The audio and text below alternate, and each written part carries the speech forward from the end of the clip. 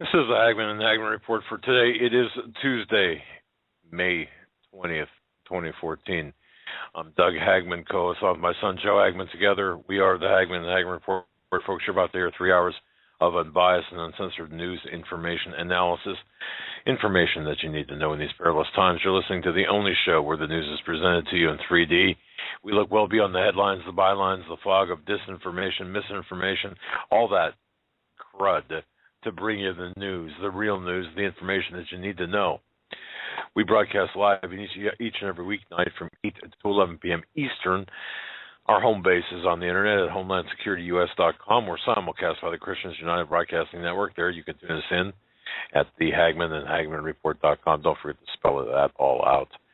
Folks, I want to mention that portions of tonight's broadcast are sponsored by NatureBox. Their order-grade tasting, naturally healthy snacks right to your door.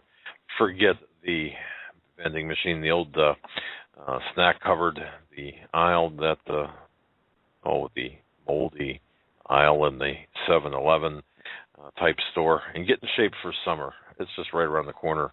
Temperatures are rising, and so is the desire for healthy, delicious treats like everything Bagel 6. Support this show. Get half off at your first order. Go to naturebox.com/CFP radio, folks. It's on the front part of our website, front page of our website. It's on the left-hand side. There, you visit or there you can take a look and see what you pick out what you want. I'll tell you what, all the snacks are great. But that said, I want to thank everyone for joining us. Thank you for your belief and trust in us as we walk through this minefield together. This is just incredible. Stan is going to be on the second hour, Tuesdays with Stan. If it's a Tuesday, it's a Tuesday with Stan. Joe, welcome to the program. Yeah, glad to be here. We got an interesting night last night. Robert Tosh Plumlee was on, followed by our intelligence insider W. And tonight we have Stan on, and we have a bunch of questions for Stan concerning things that are going on with the Earth. We have a continuation of droughts in the West Coast, and they're saying there's only 90 days of water left for certain towns in Texas and California. We have a issue that has been put out from NASA about a potential El Nino happening this year, reminiscent of the 1997 El Nino, which is something that I'm going to get into to Stan with. And we have a lot of news tonight. And we're going to start with the VA hospitals and the issues that have been going on with the White House and the VA hospitals. There's been a lot of talk in the news recently, and that the White House and the VA have been having long waiting lists, not giving the patients the veterans care that they need when they need it. And in a report from RT today, it says, despite initial claims that Obama president first heard about the veteran affairs scandals from the media, a new report states the administration was told about the waiting list at the medical facilities more than 5 years ago. And we know that Obama, in his campaign for president in 2007, 2008, talked about this problem in 2005.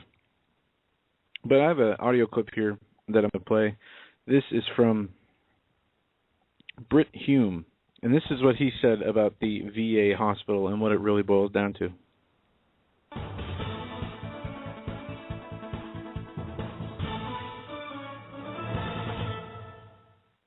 The spreading scandal of delayed care at Veterans Administration hospitals and the unraveling efforts to cover up the problem have resulted in predictable calls for the resignation of VA Secretary Eric Shinseki.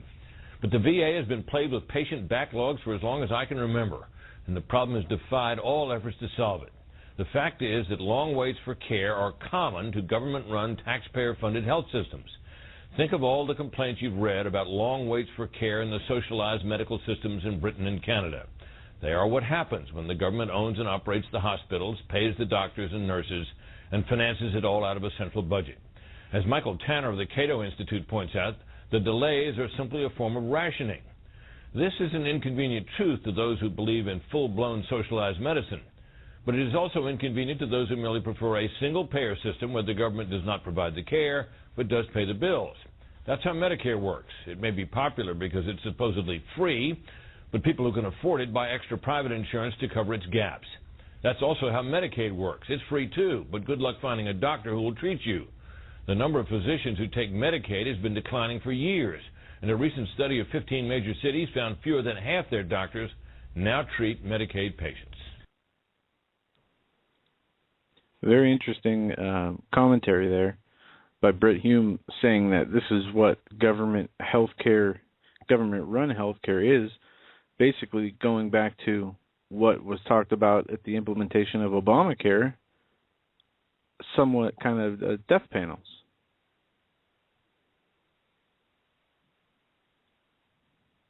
And silence from the other side of the studio. You look like death panels indeed. Death panels indeed. What can you possibly say? What more can you possibly say? Seriously.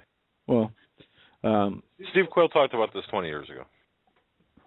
Yeah, and there's still people that are saying that he didn't know what he was talking about. Well, there's a whistleblower in the VA, and their story came out today from St. Louis that Dr. Jose Matthews says he's paying the price for being a whistleblower at the VA hospital in St. Louis. He did not hold back as he told his story to KMOX. Matthew was head of psychiatry at the VA before he came forward to say that the doctors were treating only half the mental health patients they had the capacity to handle. After he says he was promptly removed from his position and specifically instructed not to contact any of the psychiatrists he was leading. But even though he was relocated to a basement office, Matthews continued going to work at the VA as scheduled, but is now receiving harassment from coworkers. They're sometimes mocking, he says. There's sometimes people who make it a point to come into my office just to laugh. This is seriously no joke. He points out it's only a minority of VA coworkers that seem to be taking pleasure from his predicament. Matthews' allegations had prompted a call for an investigation by Missouri Senators Blunt and McCaskill, and he is going to be on some TV interviews here, this doctor. But doctor is being laughed at and bullied for coming out and talking about the issues and the corruption with the VA scandal here, of the lack of care, the death panels, the selective health care, the rationing of care, whatever you want to call it. And is this not a bigger beta test for how Obamacare will work in all hospitals, whether for veterans or for the public?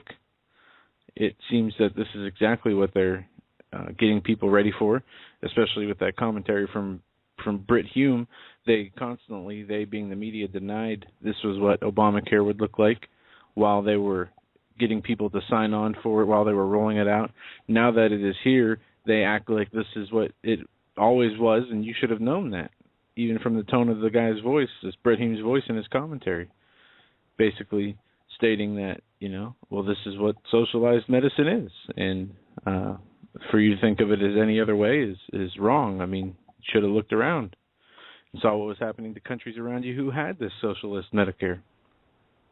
It's pretty deceitful the way they continue to go around basically mocking the whole entire United States populace,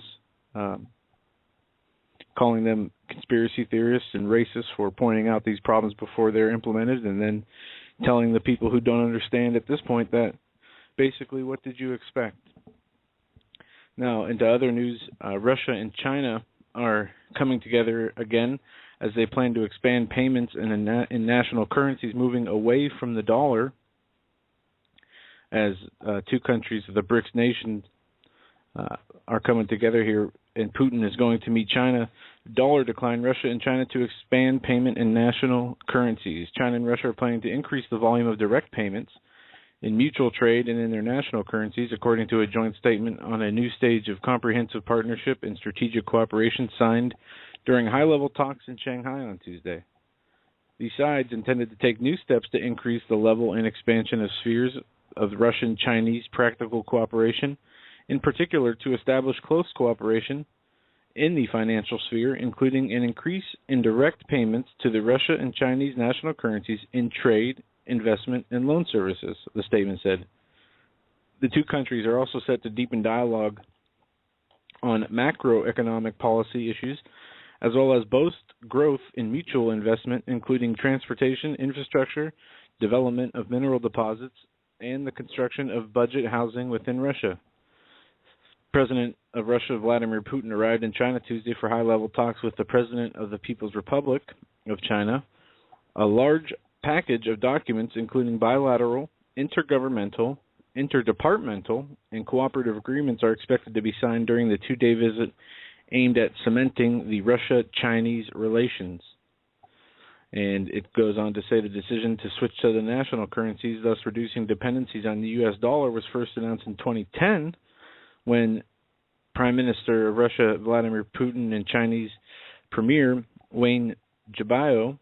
The announcement was followed by a deal struck by central banks of the two countries that allowed the bilateral trade in the ruble and renminbi, as well as the freely convertible currency. So we have, again, these two superpower nations coming out against the United States dollar, stating their intentions to continue to work further away from the dollar as our currency continues to evaporate and be inflated and becoming more and more worthless. They're gonna just turn off the switch or push the button, whatever you're gonna call it, push the reset button whenever they feel like it. That's pretty much where we're at, folks. And I had a conversation with a gentleman who knows exactly what he's talking about. Of course, last week we had Greg Morse on and talking about the mortgage crisis. And I just want to touch base with you folks on this a little bit more. You know, the mortgage crisis that we experienced, it's really simple, but it seems complex, but it's pretty simple. This I spoke with a gentleman, and I want to thank you. I'm not going to give this person's name. I don't have his permission, but he's been inside the industry now for 30 years. What we're seeing here with the mortgages, QE, our financial system, this is the largest financial criminal enterprise or crime in the United States, if not the world, currently. All levels of the financial system are involved in this. They're in collusion. And if you think back to, well, you don't even have to think back to 2008, but really, who are the players? The players are everyone. And think of it this way, and this is how it was explained to me. And well, Charles, I'll use your first name. Charles, if I screw this up, this explanation up, then you can call me and take me to task. But the bottom line here, folks, is what we've had is the creation of these investment pools. For example, think about, and this is the mental picture I got, like a swimming pool, and you have these mortgages, these easy to get mortgages. There's no income, no documentation, low interest rate mortgages. They're giving them away. They were giving them away. People would sign on, and you could have no work, no nothing. I mean, it was incredible. And buy a house, nothing, no money down. Well, even before these once these mortgages were created by the banks. See, for example, let's say I'll just use this as an example. One of these people, they go to First National Bank, and they get a loan, a mortgage loan for $100,000, no down payment. The house is worth maybe $100,000. Okay, maybe. At the time, because of the way, because of the no documentation, no job, no whatever, that's a bad loan. Yet the bank says, all right, just sign on the dotted line. First National Bank says that. And everything is on First National Bank paper. But First National Bank's not lending that person the money. No. It's another company, let's say Lehman Brothers or AIG, loaning the money to John Smith, going to First National Bank. So you get a bunch of those types of mortgages and put them all together, and that's a financial instrument. Now think about that. Well, let's say you get $1 billion. No, let's say $10 billion of loans like that. It's a financial instrument. The bank takes a cut, extends credit to John Smith or whatever, and the Lehman Brothers or whatever, they're on the hook for, or they're the ones that made the payments, or guaranteed the loan. They insure the loan. Let's say John Smith's loan is for $100,000. They insure the loan for $1 million, or some exponentially higher amount than that. Let's say on a pool of $1 billion or $10 billion, they insure it for $100 billion. That's even better.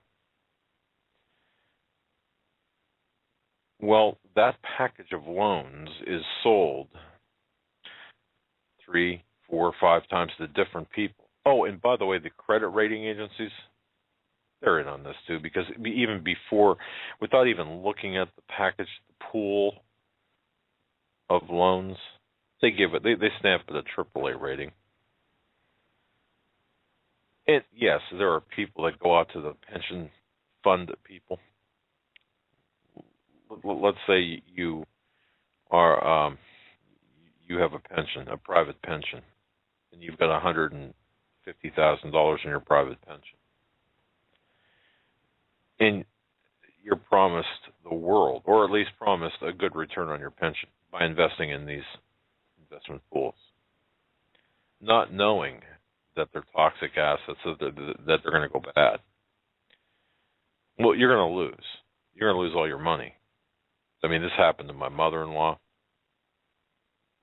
At any rate, these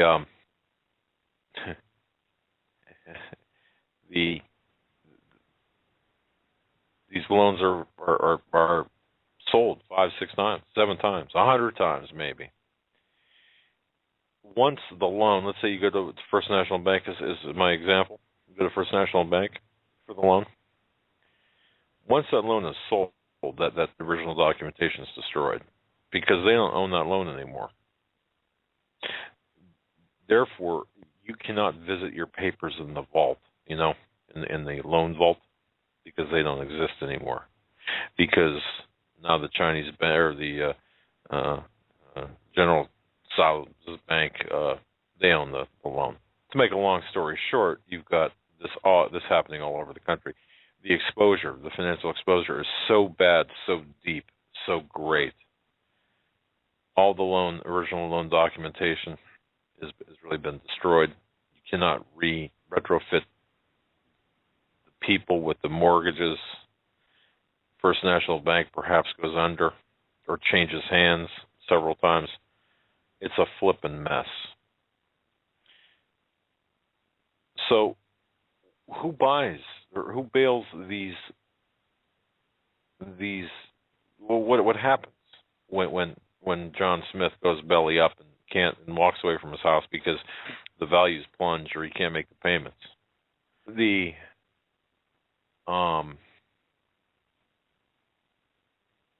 lenders get paid off from their insurance.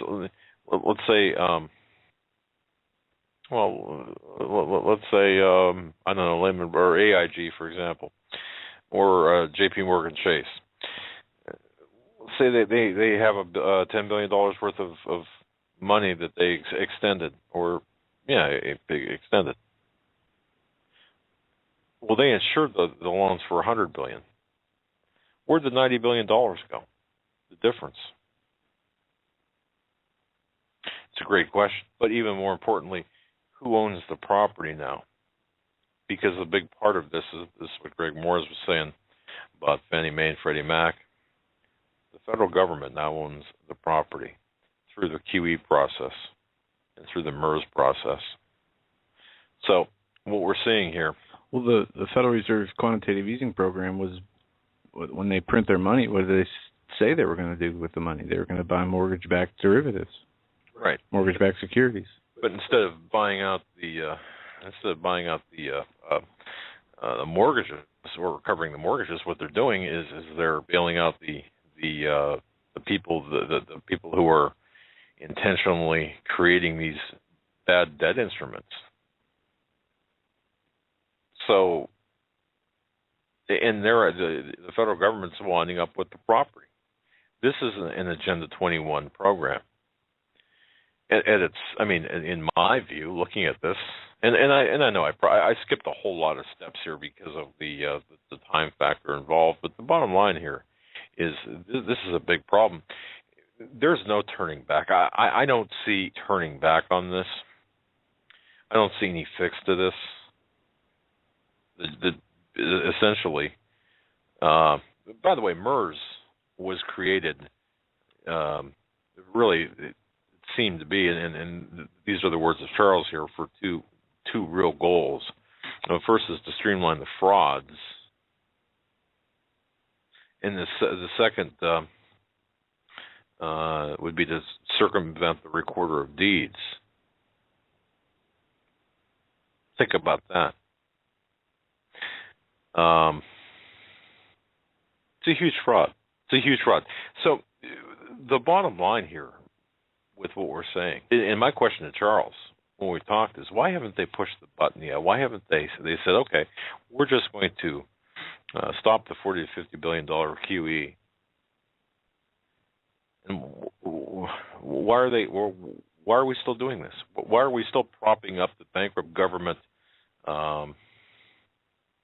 The bankrupt government assets. Well, they're vacuuming up mortgages. Every $40 or $50 billion is buying more property, essentially. So that's the whole scheme here. Now think about that. And again, I apologize if I didn't explain it properly. This is, to me, this is a really complex subject. Except, look, I know the complexity stops when you know it's a fraud. I mean, when it's an obvious fraud, when the banks know that it's bad, don't say a word about it. When the appraisers know that there's something wrong, when the recorder of deeds know exactly what's going on and they don't talk about it. When a foreclosure happens and the federal or the judge at the foreclosure, lets it go through, despite the fact that the original lending paperwork has been destroyed, the title agencies, there's no clear title. You can't find a clear title on the mortgage. Who in the hell's watching? Who's watching this stuff? Or who's not in on this fraud? My question is why? And the bigger answer to me is to buy the property. You will have to the biggest lender, the biggest mortgage landlord. Thank you. Landlord is going to be the federal government. That's why. And that has been set up and plans now carried out, and the financial instruments are being manipulated to the point where it can be actually taken over instead of just being ownership on paper only. Back to the VA scandal real quick. I just wanted to, this was the article I was looking for, on the secret waiting lists that were kept, that hospitals kept in Albuquerque, New Mexico, for one. The Veteran Affairs Hospital in Albuquerque, New Mexico was accused Sunday of keeping secret waiting lists to conceal times of veterans seeking medical care. A whistleblower told the Daily Beast of specific examples of excess waiting times for veteran care in Albuquerque. And it says this news comes a month after revelations about a VA hospital in Phoenix where up to 40 deaths occurred as a result of delayed care. Last month, the Department of Veteran Affairs Hospital in Phoenix kept a secret waiting list that allegedly led to dozens of preventable deaths. The VA's inspector was brought to investigate the charge and has not yet found any deaths in Phoenix linked to waiting times, but his investigation is ongoing. This was further backing up what we were talking about of a beta test for Obamacare. But why else would hospitals keep secret waiting lists that would say who could get care and when they could get care, especially when we have read that there was adequate capacity and manpower to take care of these people? This is a story that we're going to be following up with as it unravels, because there's a lot more here, especially going on in the press. You have the press secretary saying that that it was a resignation, that it wasn't the guy didn't retire, the head of the VA didn't retire, that he resigned in the midst of the controversy, but his retirement was scheduled for almost 6 months, even before this came out. So there's a lot of, obviously, lies and deception going on, and a lot of the media getting involved in this, calling it what they say. Any scandal, any problem that is coming up against the agenda is being called a political tool. It's being mocked, like Benghazi is, like the birth certificate was and is. It's being people are being marginalized who talk about it. People are being labeled, and just to show you the workers, those who joined us late, one whistleblower from St. Louis Hospital who gave an interview to a TV station had his office moved into a basement. He was a doctor, and he has coworkers coming in and heckling him, mocking him over being a whistleblower. No care about the human life that is lost here due to these waiting lists, these secret waiting lists. No care about people's health and survival and making sure they get adequate care, but instead mocking at the people, scoffing at the people who are coming out to tell the truth about it. And this shows and goes to show what the heart of our society is coming to. Just cold evil is what it is. And now we have almost 11 million, a new record, 11 million people on disability benefits, 10,966,477. And that's the total number of disability beneficiaries in the United States. And this set a new all-time record, as it does each and every month, as the trend continues to go up. And in this article from the CNS News, it gives charts and it shows how long it's been going up, by how much. And at this rate that we're seeing right now, the chart I'm looking at, from 1967, you had just about 2 million people who were on disability. You just fast forward to the year 2000, you had a little over 6 million. You have almost double that now in the last 10 years, when it took almost 40 years to double from the beginning of this chart, from 1967 when they started this record here.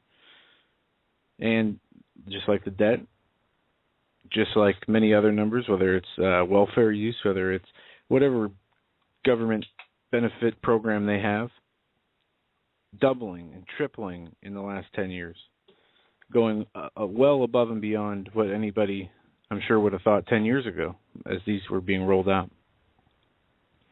In another medical Obamacare news, federal biosurveillance plan seeking direct medical access to Americans' private medical records.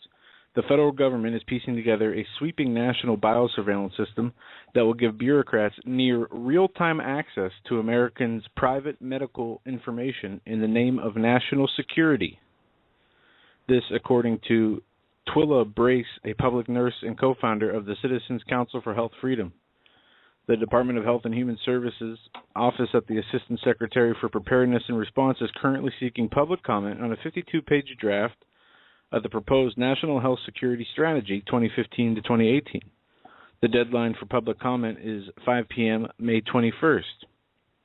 Health situational awareness includes biosurveillance and other health non-related inputs as well as systems and processes for effective communications among responders and clinical health resource monitoring and allocation of the draft sites. But Brace, this nurse for the Citizens for Council Freedom, says that the NHSS, the National Health Security Strategy proposal, would allow the federal government to monitor an individual behavior before, during, and after any government-defined health incident, which could be anything from a local outbreak to of the flu to a terrorist anthrax attack. It's very broad. It doesn't seem to have any limits, except they say something about properly protecting the data. But from our perspective, if the government gets access to this kind of data and is allowed to do research with the data, our privacy has already been compromised, she says. The government has already said that our idea is the data for their purposes of national security. And she goes on to say it's very clear to us that the government's really moving toward a real-time access towards close collaboration of government doctors ready for access to the electronic medical health records to conduct research and analysis. But what is important here, it starts getting into the Fourth Amendment and the HIPAA laws and how those have been changed, and the real-time health data monitoring. And when she's saying real-time, she puts it in two different parts. She's talking about real-time of actual medical records, and then real-time with real-time access to medical lab results, blood, however if it'll be an RFID chip, if it'll be some kind of medical device that will be able to read people's health status instantly, real-time. And there's a PDF. I'll post this article in the chat room for those who want to download the 54-page PDF, but it's in this article here. It is the National Health Strategy, Security Strategy 2015 to 2018, and it builds off the NHSS plan that has been in the works since 2006, 2007, even going back to a lot of Bush's executive orders. And they're all in on it, by the way. I mean, it doesn't matter. It doesn't matter. This fraud that we're in, folks, is so large, so long. It goes back. Well, pick a point in history, and you could arguably say it started here. Hit the cough button there. Sorry about that. I just want to say hello to Wendy Marie in Arizona. Thank you.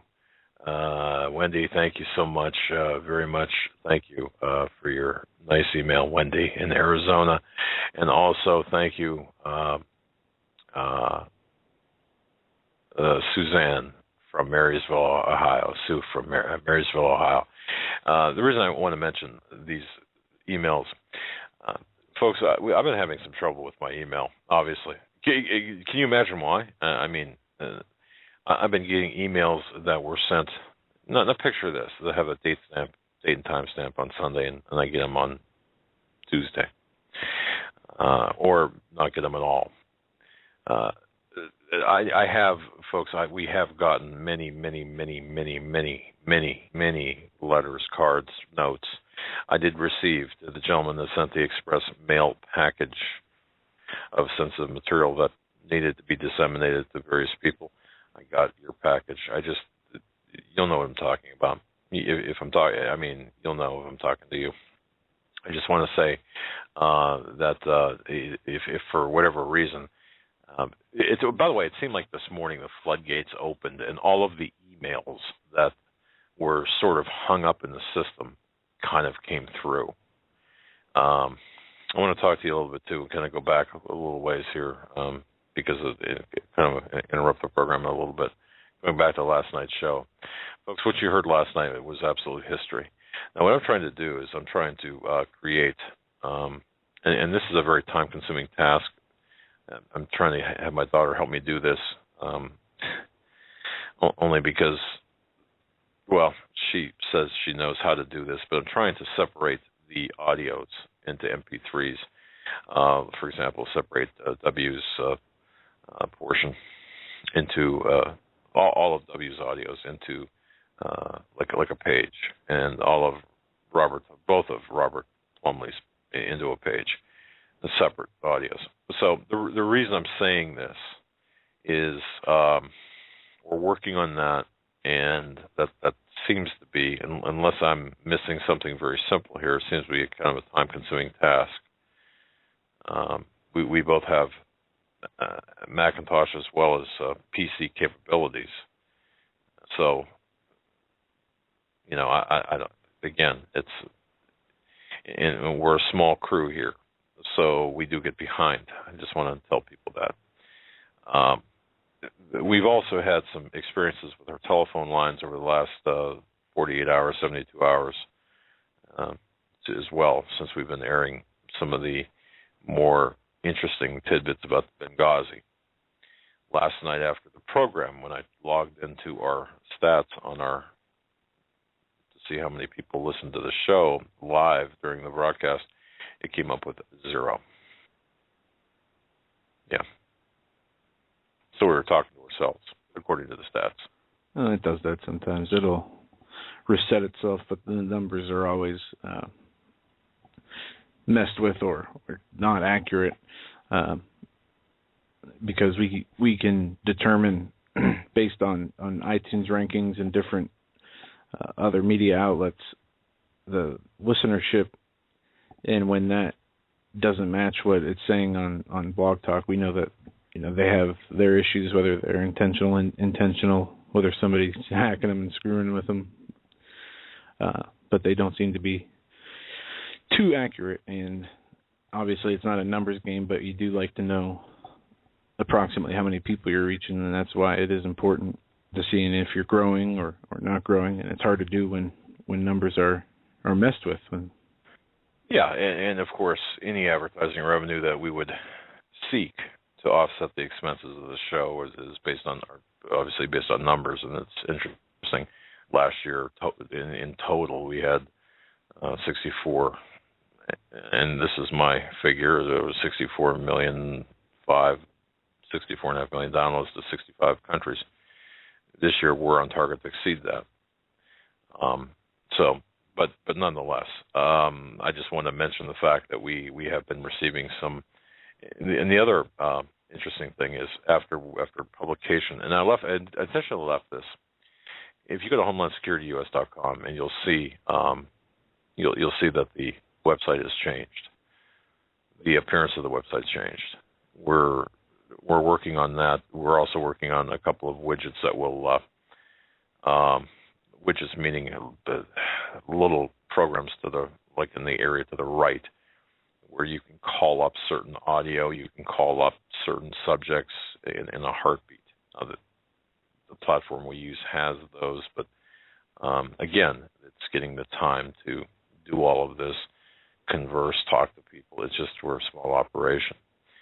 But I did want to bring your attention to the investigative findings of Benghazi video linked to the CIA. That article has been receiving a whole lot of attention. And it's also been the brunt of censorship. I will say that.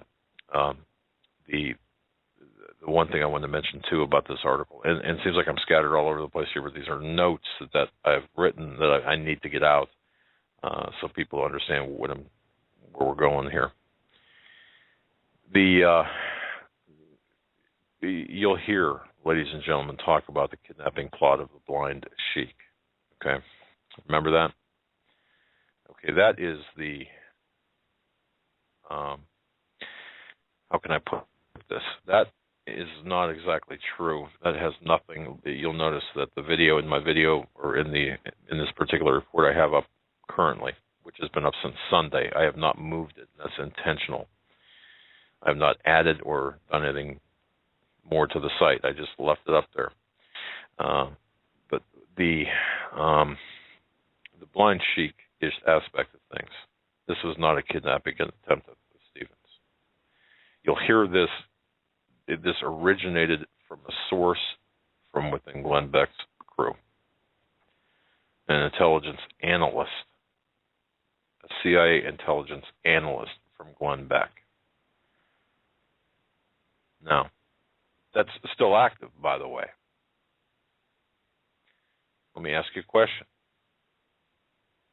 How can an active intelligence analyst for the CIA, who's under strict orders, what he or she can and cannot talk about, freely talk about the kidnapping plot against the blind sheik?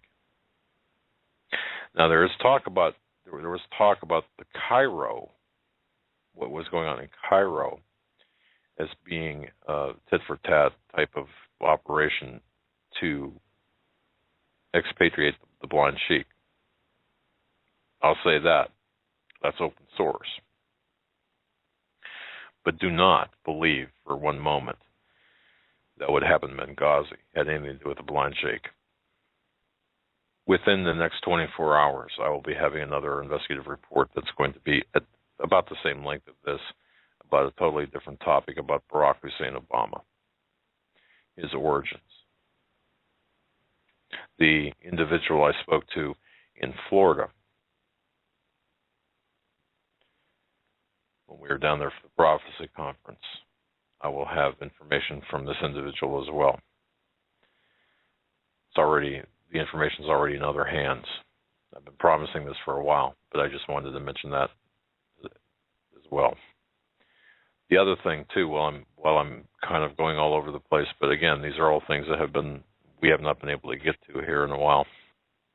And I want to thank this gentleman, I believe it's a gentleman who sent this about our collapsing currency.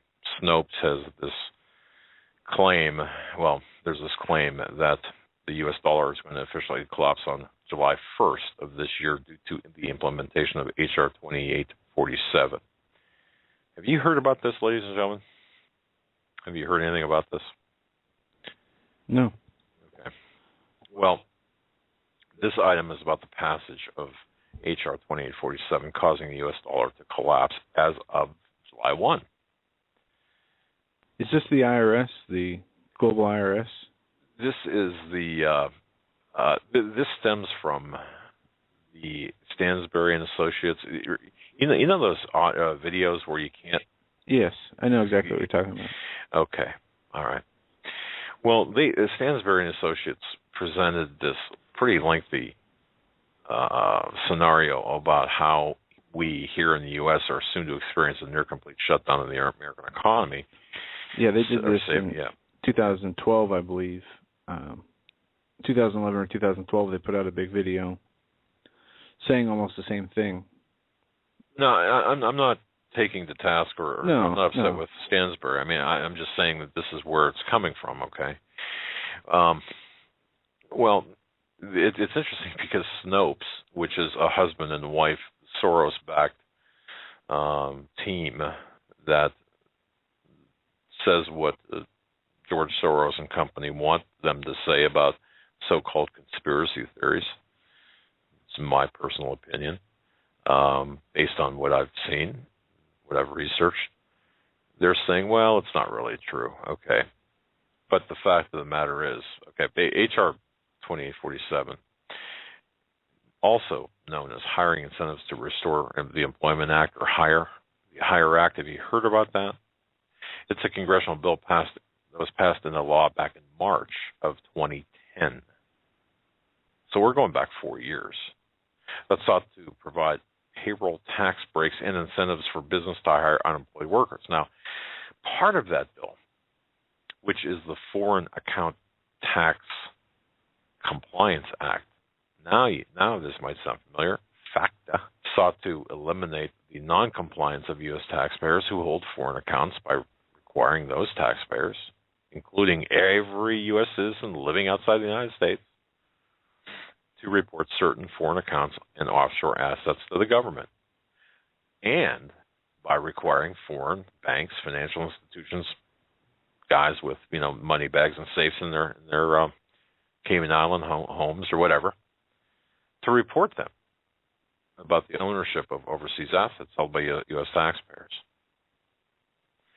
Well, FACTA, again, FACTA requires foreign banks, foreign financial institutions of any scope, hedge funds included, pension funds, if you've got an offshore pension fund trust, whatever it is, to the IRS clients' accounts owned by U.S. citizens and U.S. persons, green card holders.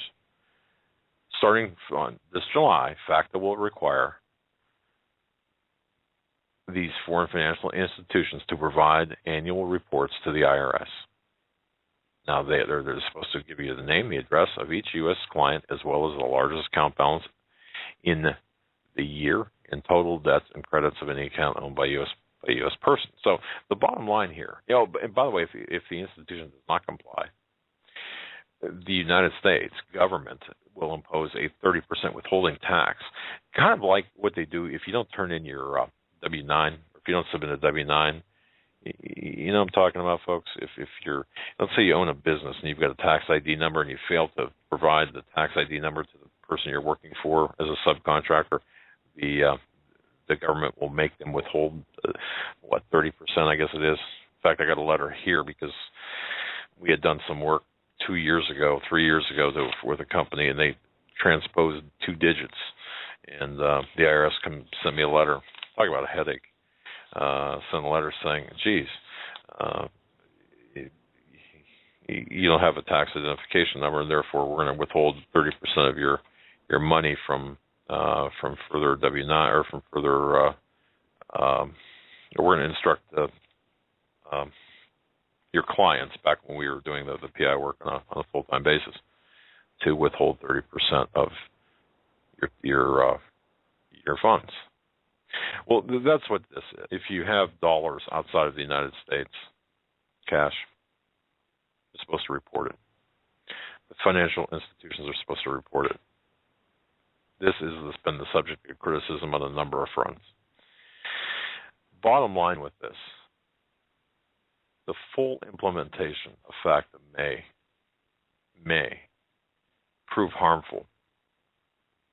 Well, prove more harmful, I should say, to U.S. business interests and U.S. citizens living and working abroad than the benefits will merit.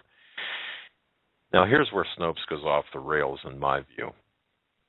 They write, and I will quote this, but no credible source that isn't an investment firm trying to scare potential customers into forking over money for a newsletter subscription is seriously maintaining that a law passed 4 years ago will, within the next few months, collapse the entire U.S. economic system, destroy the American way of life, and lead to the imposition of martial law. The reason I brought this up, did you notice how what Snopes had done? They've taken what they've said, this law was passed 4 years ago, and they're saying, well, the law that was passed 4 years ago can't possibly bring us into economic collapse here 4 years after its passage. Well, what they're failing to say is the portion of the law that goes into effect doesn't go into effect until next month or a month and a half from now.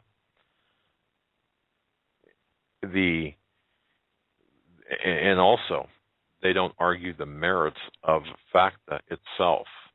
For example, they're attacking Instinct the Messenger, which is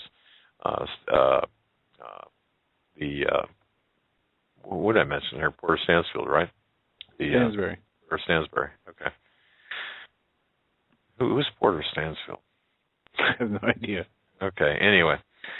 But the bottom line here is there will be a change beginning on July 1st with respect to foreign investments. What the U.S. government is attempting to do is keep track of all the money, centralize all the money, coordinate the record keeping, and also keep all the money in the United States, so to speak, I suppose.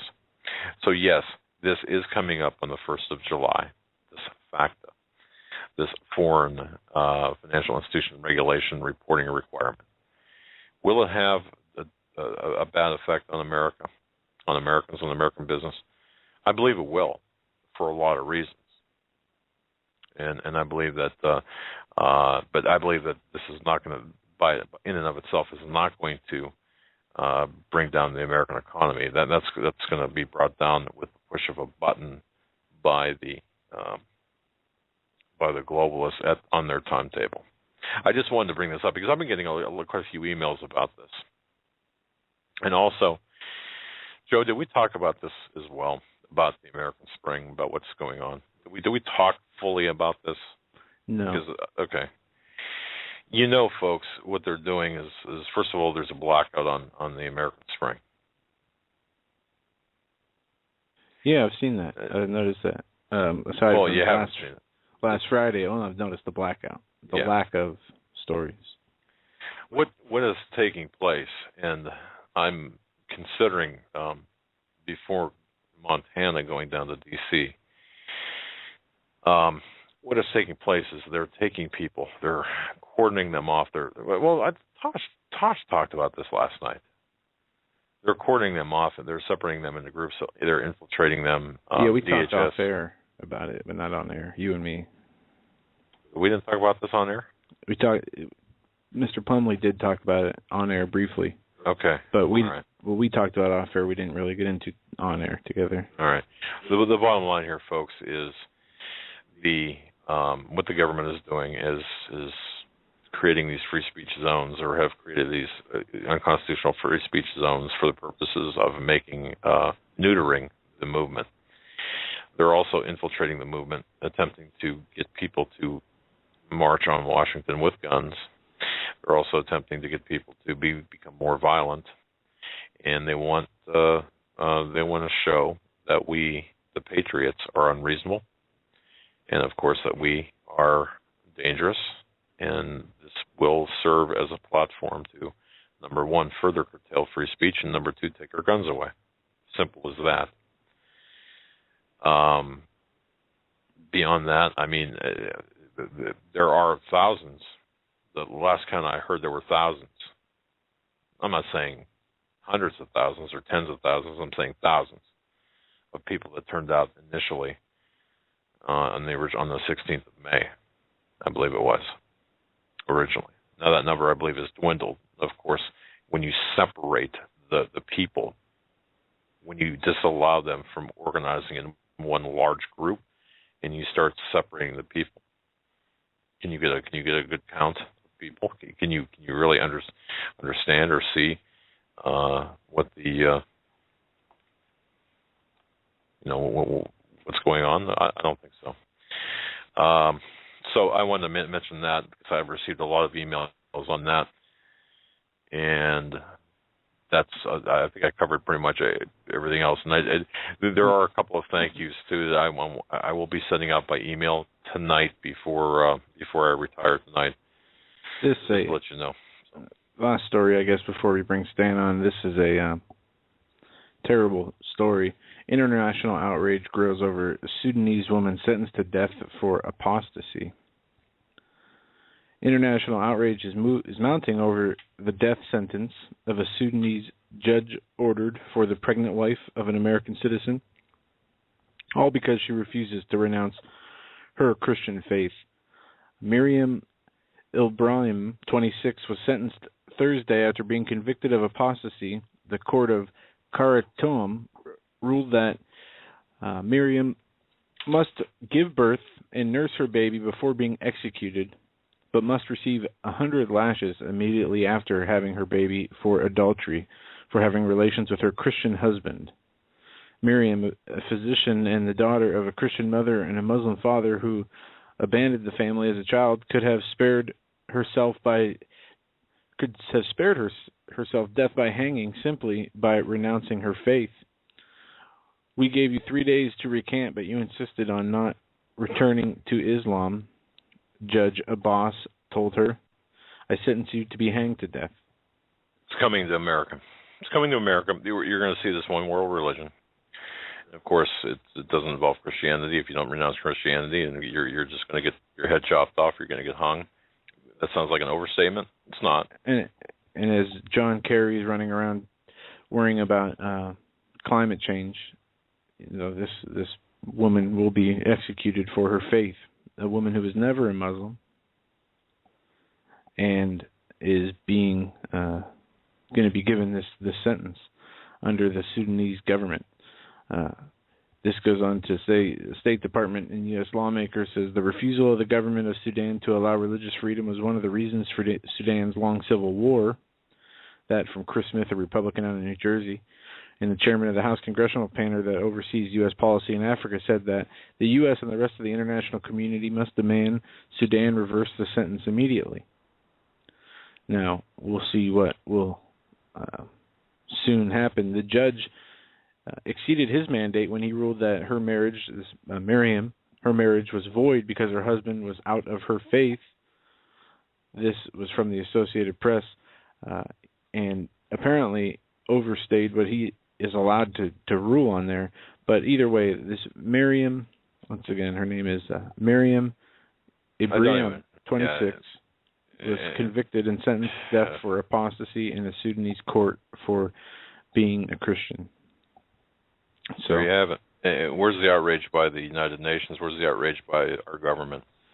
Where's the outrage by Obama? Where's the outrage by our State Department, John Kerry?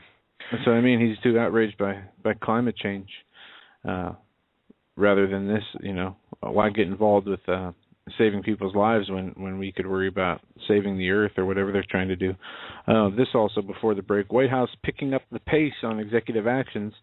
The White House will be picking up the pace on executive actions as Congress focuses its efforts on the newly formed Select Committee investigating Benghazi. Senior Obama official or advisor Dan Pfeiffer declared Tuesday. In an op-ed for the Huffington Post, he argued that congressional Republicans are not interested in engaging in the economy, instead spending time obviously trying to repeal the Affordable Health Care Act and ginning up politically motivated investigations, quote-unquote, Benghazi. Given this dynamic, President Obama has only one option: to use every ounce of his authority to unilaterally improve the economic security. By the way, you mentioned Benghazi again. One thing I totally disagree with Robert Tosh Plumley about, folks, and please hear me out very carefully. There's only one way we're going to get any results on any select committee. It's not by emailing your representative or by sending a letter to your representative. We must flood, and I mean flood, Trey Gowdy. Gowdy, I'm sure, at least according to our intelligence insider, W, is getting pressure put on him to the moon. We must fight back. We must flood Trey Gowdy with messages of support, saying, go after this, go after every single solitary bit of this. I mean, I'm not talking about 10 letters, 100. I'm talking about hundreds of thousands, millions. We have to just flood the Trey Gowdy to do the right thing. Do the right thing with Benghazi. And now they're going to limit him. They're going to put limits on him, of course. And I believe that a lot of already that we're seeing that limitations being placed on times and what have you with respect to witnesses and who they can and cannot talk to. But we've got to, if we need to be more focused. We just can't throw emails, letters, and faxes to our representatives. We've got to really be, in this case, focused like a laser on Mr. Gowdy. That's my view on this. Now, that's really not a disagreement with Tosh, I suppose, as much as it is a tactic. So just want to say that. With that, we'll go to the break. We'll be right back with... For you. Hey, Stan, it still says it's playing. I don't know if people can hear it out there or not, but we're still sounds like the King's new clothes. Yeah. All right, it looks like it's coming to an end here. Just imagine it was playing in everyone's head. There we go. We're back, ladies and gentlemen, on this Tuesday, May 20th edition of the Hagmann and Hagmann Report with our very special guest, Stan Deo. His website, standeo.com.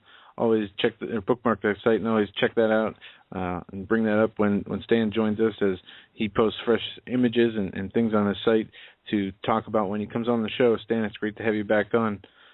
Well, we've made it through another week, guys, and a lot of things are happening out there in the news world, aren't they? Oh, as always, it never slows down in the news world. Some pretty interesting stories in the world, in the news realm of what's going on with the weather and the earth. Yeah. This week. Holly and I have been looking at this today.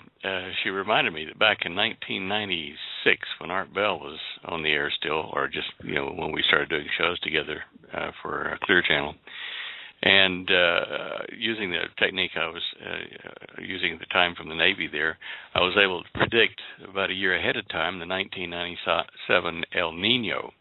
which is a heating up of the equatorial band of the Pacific Ocean and how it affects the crop production here in the United States particularly, but also the rest of the world. Now, we're having, we'll be seeing this as we get into July, August, a severe El Nino here affecting the United States.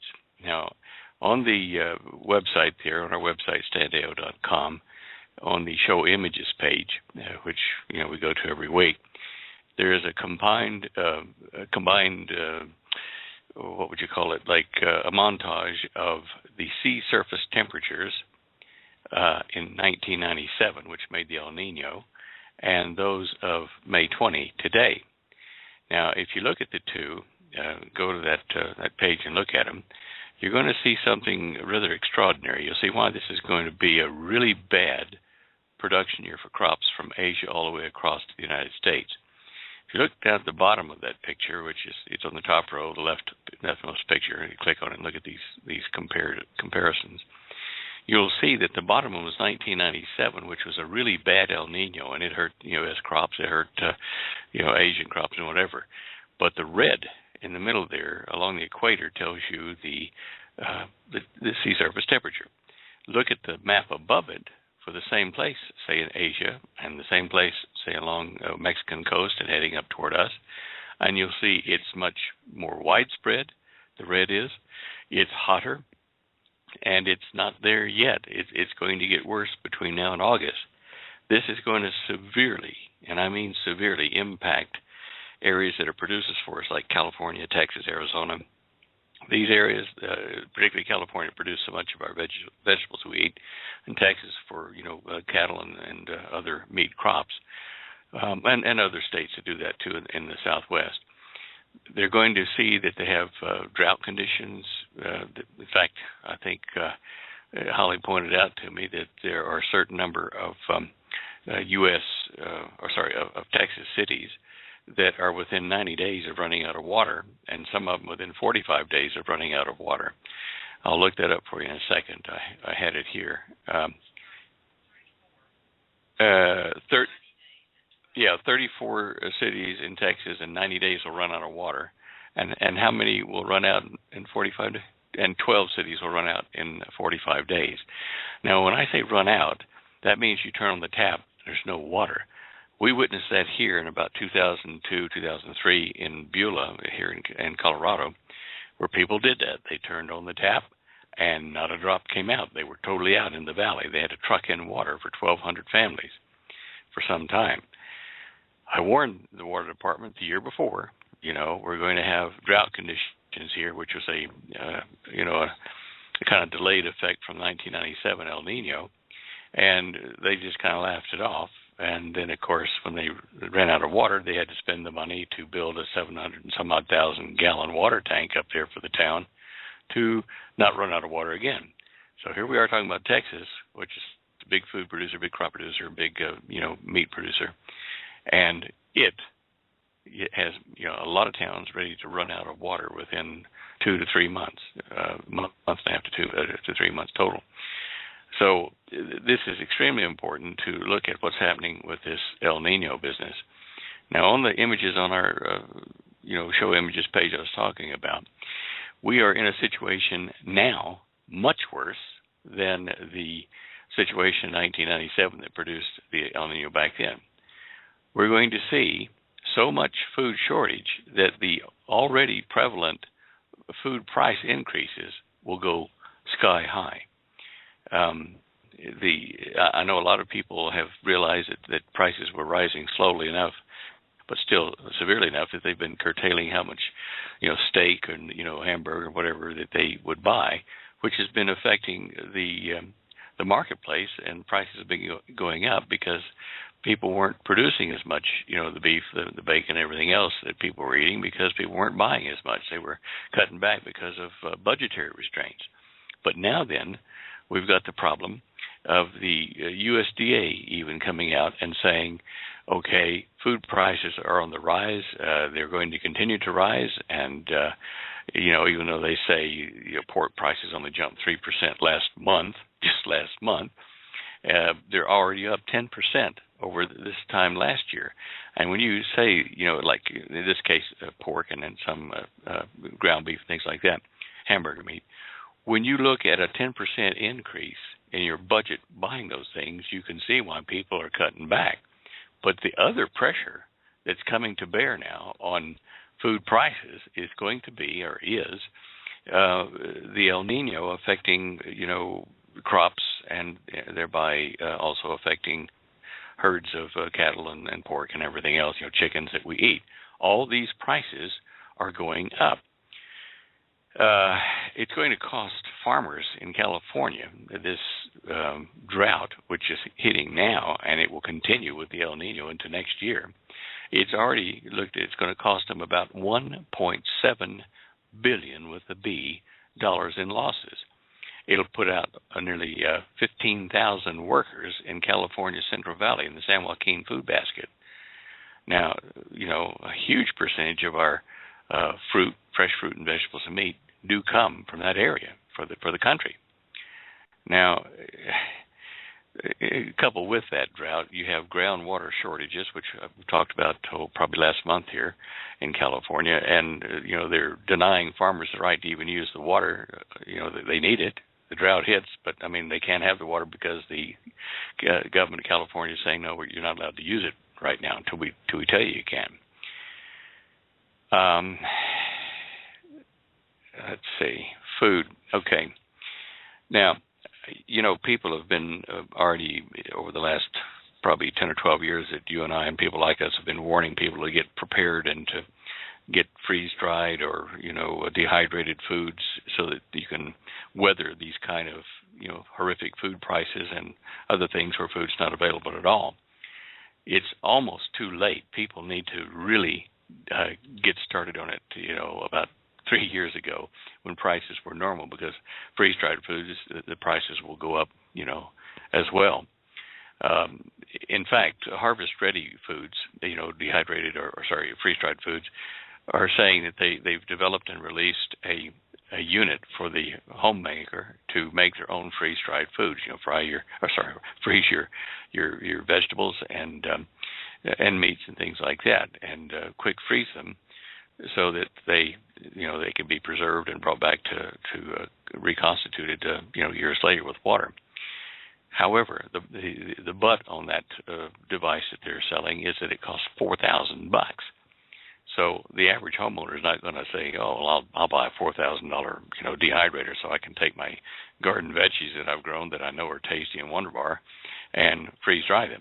Now, 10 families might get together and use one, freeze dryer unit, and that might work and be cost effective. But anyway, you can see that the demand for clean vegetables, no viral or bacterial infections, no E. coli in the vegetables or the meats.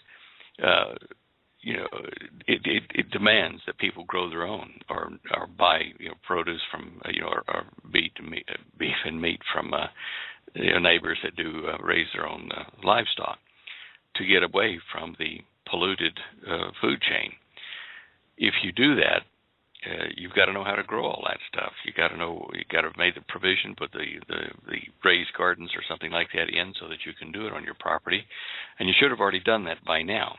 I don't know whether you will have time to do it, but it's never too late to start preparing. Holly has an electronic book that people are buying lots of on the internet, and it's called Garden Goal. And that shows you with pictures and all kinds of stuff how to grow your own vegetables, because it is now more cost effective than ever to grow your own stuff. And you also are getting a clean product that is not threatened by terrorism or by sloppy habits at the farmers that are doing this, not keeping their crops clean or the water supply particularly clean. So get that Garden Goal book and start doing what it says. Holly and I do this. We've done it for years now. Then we've tested all sorts of things: wind conditions, heat, dry, all kinds of stuff. Cold snaps that hit your trees and your crops, how to protect them. These are all things that our forefathers knew about, and they perhaps used different materials to protect their crops. But we have modern materials that you can buy right now at Lowe's and Home Depot and Walmart and places like that to protect your crops. So even though we've got more updated materials, we are now regaining or reattaining the knowledge that our forefathers had to grow their own crops, to grow their own herds, and feed their families. This is going to be more and more important as this year grows on, and into next year as well. And if we add to that what some people are saying, and the responsible people in the press, that if the United States doesn't fix this food shortage problem and food pricing problem, they're going to see rioting in the middle and lower income tax brackets here in this country. People will not be able to afford to eat, and that makes them desperate. If we do have civil disobedience, and that means that you're not going to go to the store and buy what you want, even if you have the money, and you're going to have to be very careful about people looting your own supply or putting the pressure on your family members to take food that you've put by yourself, whether it be freeze-dried or however you've stored it. These things are covered in not only the Garden Gold book, but also in the Dare to Prepare book that Holly has gotten out. I'm not trying to make this a commercial for the books. I'm just telling you it's there for your use, and you better, if you haven't done it, if you know someone's got it, borrow it and read it, because you're running out of time. You're really running out of time. And if you just read the news about these food shortages and the possibility of riots, over this, you'll see how short time is. Don't waste time. Do something about it. Now, the El Nino is in progress, as I said, and it's going to intensify over the next 2 or 3 months. And then next summer we may see an even stronger situation by it. There have been some long-range forecasters that are saying that we may go into continual El Ninos if this one does what they think it will to the weather system, to the climate of the planet. I personally think that that's being a little bit harsh, that we may have a lot more El Ninos than one every, 6 or 7 years. But, you don't know. So you've got to prepare and be ready just in case. Watch the news. Watch the Fox, and get onto the internet and look at current news about food prices. And when I was quoting to you a while ago from the USDA, that's a government site, which is very conservative, warning you that we've got troubles. I don't know if the U.S. dollar is devalued, whether or not it will help our home industries or not, because with the drought, even if we can devalue and sell our crops for a profit and compete with Mexico and China, whoever else that we compete with, if there's no rainfall, and you got the hot, dry conditions, it's not going to help you much. So the bottom line is, people are going to get hungrier and hungrier, and when they do, they're going to be coming for people that have got food in any form, and to survive, they'll knock you over the head for it, or worse. Be prepared and be cautious about it. Don't make a lot of noise. Yeah. I saw something here in the news today. There's so many news items. Where to start here? With Israel, the Obama government is, the Senate, the Democratic-controlled Senate, decided to pull out part of a bill they're trying to push through to let Obama make behind-the-scenes deals with Iran and its nuclear development policy. And they pulled it out of this bill as part of a bigger bill, so because they were afraid the Republicans were going to protest and say, okay, if you do that, we want oversight. We want to know what Obama says to Iran, because it affects Israel and Israel's security, and hence the United States security as well. So the Dems, realizing that they're facing an uphill battle at the moment, decided to jerk that part of the bill out. But it tells you that the Democratic Party here is trying its best to sink Israel, to step away from helping Israel. And I think that's a mistake, really, really, really. Now, anyway, that just tells you what the Democrats are doing as far as that. And, of course, Obama's been going after another 500,000 acres in New Mexico, in the south central part of New Mexico, in the Oregon Mountains and the Desert Peaks National Monument. And he's going after it, I'm sure, because it'll be protected land and income that they can divert back to the government somehow. But they're just taking more and more property in the land grab, and you can be sure it's part of Agenda 21, what they're doing. Yeah.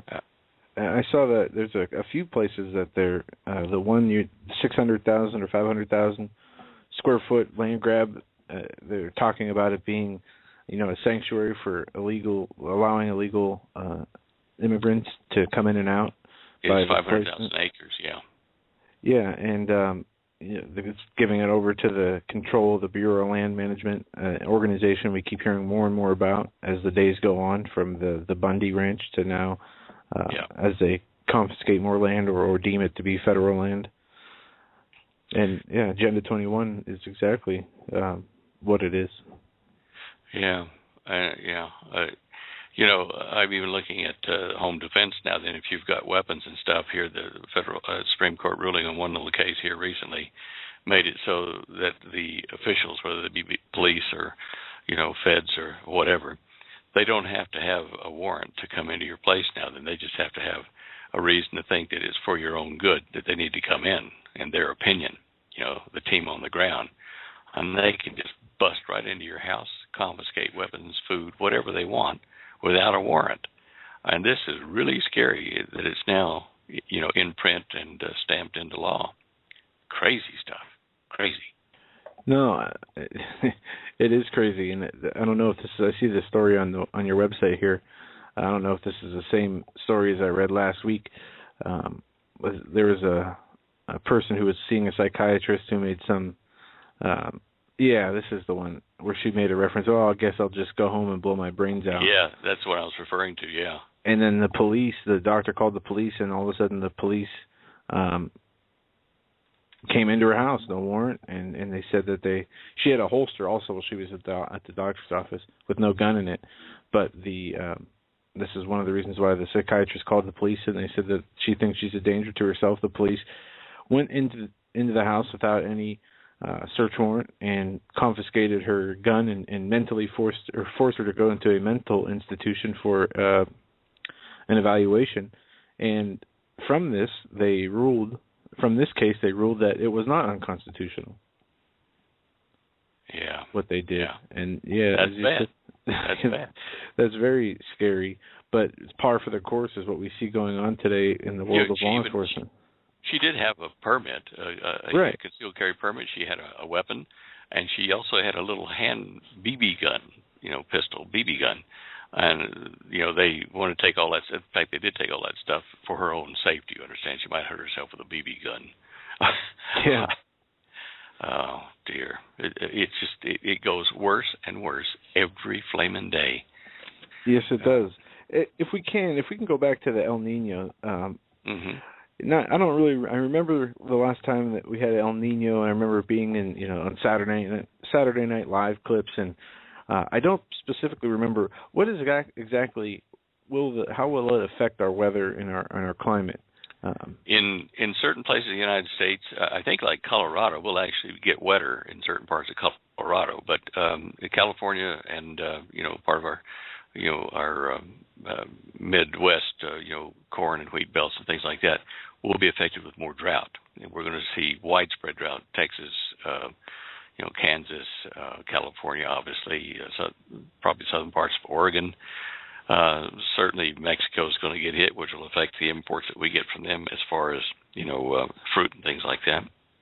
The effects of this they're already starting now, but they're going to run into next year and possibly the year following, because an El Nino doesn't just happen as an event 1 week or 1 month. It's a long seasonal event, and perhaps 2 seasonals. So you'll see increased temperatures and dryness in certain areas, and primarily those areas that have enjoyed water and good weather, historically. And then on the other side, you'll see that dryness, dropping rain and flood proportions in smaller areas that are not normally having any water, whether it be high deserts or, certain parts of already desert states, in Arizona and New Mexico. Anyway. Okay. Holly's going to put up a graphic in about 5 or 6 minutes here onto the site, which will show you the areas that are affected by an El Nino in the United States. whether hot or cold, depending upon the El Nino or La Nina, which is obviously the opposite of an El Nino. An El Nino means, it's the Spanish Mexican male tense, which is strong, and the La Nina is female, not so bad. So the El Nino generally is called that because it's bad effects, it's heavy effects on our climate and food production. Anyway, keep checking on the site there. In a few minutes, she'll update that. She's got a thing up there from today's news, Wild Wyoming Cloud Wows Weather Watchers. Yeah. It's a video. Did you see that video? I saw it yesterday, yes. It's an incredible... See that green stripe at the middle of it, like for hail and stuff like that? You see that green stripe spinning up the top of it. It's just... That would be mean. If I saw that come my way, I'd run. Yeah, and that's a great image on the website there of the part of the video. And the video is of a supercell coming together and then then disseminating after it gathered here. And it doesn't look like from the video any tornadoes dropped from there, but that is a huge and yet beautiful sight to see. And I'm maybe not right standing there in person unless you have the means to get away if something was coming from afar. Yeah. I mean, yeah, folks, go to sandeo.com. That's the first story up there today. And the next one down about the world's biggest volcanoes located in the United States. Do you know which one that is? Yeah, I read this already, in Hawaii. Yeah, Mauna Loa. And I was going to ask you about this and ask you if this had anything to do with the what they're seeing in the Pacific Ocean that was causing this El Nino, how they say that the water temperature and things are changing. I don't know if this volcano and rumblings under there would have anything to do with... Probably not much. That's a high latitude compared to where the El Nino effects take place over in Indonesia and the Indian Ocean and head this way. Our whole climate is in a mess, and it's going to be in a mess for some time, another 7 to 10 years, I'm sure, at the rate it's going. But if Mauna Loa does erupt, it will throw ash. I mean, if it does a huge eruption, it is a tall volcano, being 1,000 feet taller than Mount Everest, so it will throw stuff into the upper atmosphere, and the prevailing winds will blow it over our way. And in some areas where they may have water, from the El Nino, instead of a drought, they'll get cloud cover or dust from that if it erupts, and that will inhibit the crop growth. It's kind of like a miniature nuclear winter where, you can't grow as much because not as much light gets through the ash cloud. And these things can last a year or two if they're thrown up high enough. But anyway, that's a really good article there on that, and that's not Yellowstone, but it's definitely one of two volcanoes to watch over in Hawaii. So kind of another reason you don't want to live there for food production. Wow, but Stan, if I might interrupt here, Holly did such a great job, and we were so blessed to read Garden Gold. I'm sorry to interrupt it, but I just want to take this opportunity, with your permission. I have sent you what's necessary to make this happen. That you've got this already, but Garden Gold is such. Again, it blessed us, and I think now springtime, it's so important. Whatever. I mean, we need to act right now. People need to act right now with respect to gardening, planning, and everything. And Holly's book, Garden Gold, has answers that really is some great answers. So what I would propose to do, if this is okay with you, and this is on the fly, and I apologize with you and Holly, but I've made provisions for 10 people who are really financially strapped but want to plant a garden, but they're financially strapped to the point where they cannot get your ebook Garden Gold, to have 10 people receive the digital copies of Garden Gold, Compliments of Hagmann and Hagmann. Is that okay with you? Well, I see your email here. You've sent the money over to us to supply that to them. So it'd be like what they would write to us they can't afford it otherwise, or do we do a drawing? Or no, I wouldn't have it a drawing. People who are listening to this live, and we have a vast live audience right now. Folks, if you're having a hard time financially, and I know so many people are, and we, like I said, my wife and I have been blessed by Holly's book. It's such a great book. This will ultimately save us money and also put good food on our table, good food in canning. If you're having a situation right now where you cannot afford the money for your digital ebook, if it's okay with you, Stan, send Holly or Stan an email. And the first 10 people that, just put Hagmann and Hagmann promotion in the subject line, Garden Gold in the subject line, and the first 10 people that do that, go ahead. Well, that's very gracious of you. We'll do that. They'd have to have an email account, which is good, and we'd set them up there and show them how to download it from the cart for free. That's really kind of you guys. Well, you know what? I was this is really strange. This morning, my wife and I were talking about a garden, and it's been so cold up here, up on the shore of Lake Erie, and we're talking with a gentleman about putting a garden in, our first garden in 15 years, a vegetable garden, and we had showed him printed copies or printed sheets from Garden Gold, kind of what we were looking for, and he said, it's a great idea. But anyway, having been blessed by Holly's writing, and I know that money's tight, so if we can help 10 people, let's help 10 people. That's all. All right. So, very good. We will certainly do that. Okay. I just wanted to throw that out there. I apologize for interrupting, but I figured if there were any snafus along the way, during our broadcast, you might be able to point them out. So, in other words, if I screwed up on something or if there was something a bit more that needed to be done, you could let us know. Oh, yeah. All right. Okay. Not a problem. All right. Okay, back to regular programming now. Yes. I take it you guys are Saturday going to look up and see if we've got a lot of meteors coming in from the comet that passed? Yeah, on the 24th. And I wanted to ask you, Stan, I've been reading a few articles, seeing a few things in the news here that the Pope will be in Jerusalem that same day. I don't know if you saw that. No, what's he over there for? I'm not sure. It'll be his first trip over there. It's for some interfaith promotion of some interfaith. That's bad. He's trying to make the whole world be a Catholic-Islam world. The Vatican's been doing that before he got into the chair there as well. They've been doing it since 1977 or 78 that I know of personally, trying to get all the faiths of the world into one happy world religion so that we don't have any more religious problems in the world, religious wars or that kind of stuff. And good luck. It's going to go more Islamic than Christian, let me tell you, and I can't see why they would compromise like that. It's this from the Yahoo News. It says the Pope prepares for a high wire act in the Middle East, and he'll be there on the 24th in the Middle East this week, and intended to promote interfaith dialogue, but has already sparked protests from ultra-Orthodox Jews and radical Islams.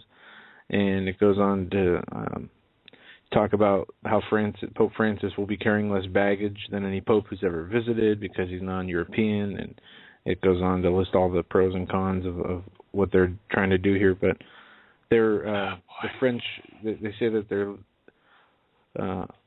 wants to lead the Vatican Council for Interreligious Dialogue, and Francis said emphasize a dialogue of friendship with other religions, and they title this as his tight wire or high wire but balancing act, pretty much, as he goes over there, basically saying they're not trying to offend anybody, but to reach out and through interfaith promote a dialogue of friendship. Yeah. Well, this is probably the last pope and the one that will lead the sheep astray, according to that ancient prophecy about the popes, the 65 popes forward to now. And it was even in the Fatima disclosure to the three children. The third secret of Fatima was that the last pope would lead the sheep astray and lead them away from the faith. he would be a bad pope. I'm afraid we're seeing this guy who was a Jesuit priest as well. Lordy, lordy. You know, I'm getting a lecture ready for Colorado Springs in July, late July, the prophecy conference there. You know, with Gary Stearman and all the other guys, you know, Len Marzulli, there's all kinds of folks that you would know that you had on your show. And in part of the research for that, I saw a news article here that caught my attention today about that huge dinosaur that they found in 2011. They just now made available to, you know, the information to the public down in Argentina. And this dinosaur is apparently the biggest one that they've ever uncovered. Well, one of the two, they found two skeletons. And there's one that was only 80 tons, 160,000 pound beast. But there were two found next to each other. Just the picture on your site where the guy's laying next to the femur bone? Yeah, that's the thigh bone of that guy, the thigh bone of the dinosaur. I mean, that is absolutely huge.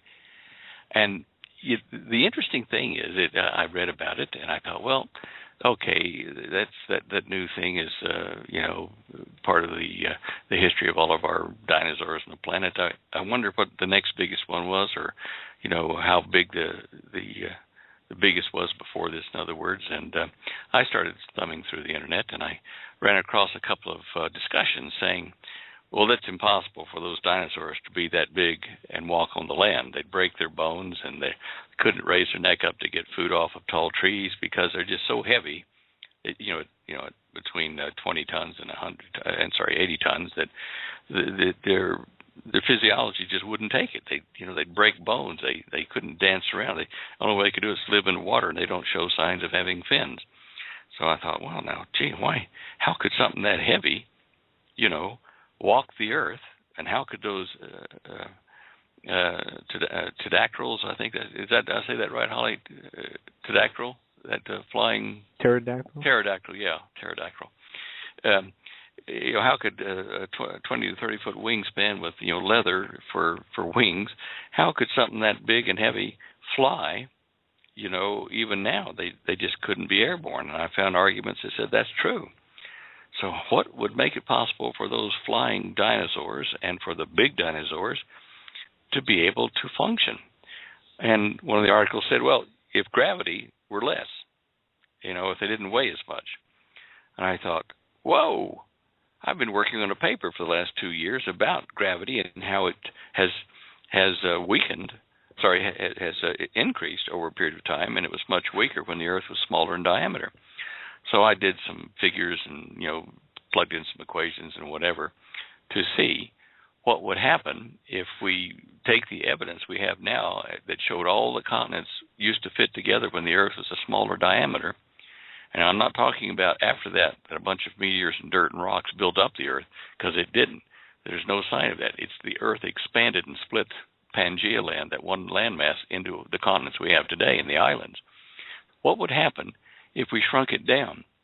And James Maxlow and W.G. Owen and Neil Adams, all of them have been looking at ways to reduce the Earth graphically and figure out how the continents of the planet fit together. And the most conservative estimate shows the Earth was 20% smaller than it is now.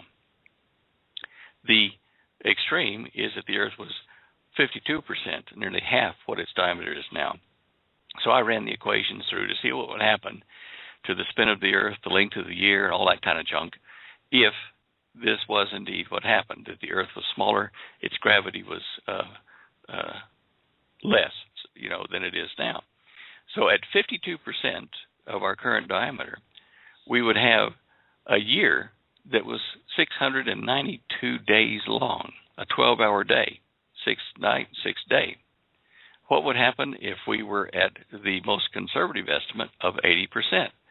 We would have a year that's 450 days long, a 19-hour day.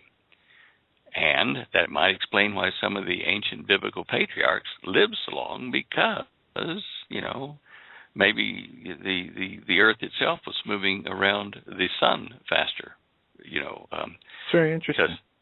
Because the gravity of the sun would have been less at that time as well, because of the solar system being smaller. Okay, we have 6 garden goal entries already to Holly. Now, what I did find out was at the most conservative estimate, gravity would be 1/5 what it is now. You could jump 5 times higher than you could now, back then in the days of the Earth being small, in the most conservative figures. In the extreme figure, you could jump 9.5 times higher than you could now. So that's how these dinosaurs could support their weight and move around and be fleet of foot without being in the water to support their weight. The gravity was less. And then another thing I'm working on for the lecture in Colorado Springs for that prophecy conference is the ancient geophysical structure of the planet and where, Garden of Eden was and that kind of stuff. One of the problems I had there was tracing rivers and how rivers could go a long distance. Well, if the water weighs between 5 and 9.5 times less than it does now, and it falls off of a big mountain to give it thrust, it'll go a lot further than it will now because gravity is less and friction is less. So it changed my whole thinking on the model of the ancient world, and I'm going to show things at that conference that people will be astounded. It will renew people's faith in the Bible when they see. Now, I've located the Garden of Eden, and there's no question about it. And I can tell you it's about 1,000 square miles in the center of it. And it's there. You can see it. In ancient Hebrew, it tells you something that you don't see in the English version. And when I show you, I'll have to show you. It involves maps and this and that and 3D views. But by golly, it's interesting. All that links in with this dinosaur story. Isn't it amazing how things work together like that? Yeah. And a lot of people are talking about in the chat room, with that explain for different things like the 6,000 years or, how the days and, being shorter or longer. It's interesting to think of all the different possibilities. And one person wrote in there, well, isn't saying in the Bible that hell is expanding? Well, I've had that question before, and, I don't recall the passage that says that exactly, but because the core of the planet is layered, there are voids in there, like empty shells, at least one between the surface of the Earth and the extreme core. And let's face it, the inside of a ball is a bottomless pit, and that's where they're locked up down there until they're released, for their battle. Okay, people can stop sending in now. We have our 10 entries for your gracious gift of 10 Garden Goal books. They're here.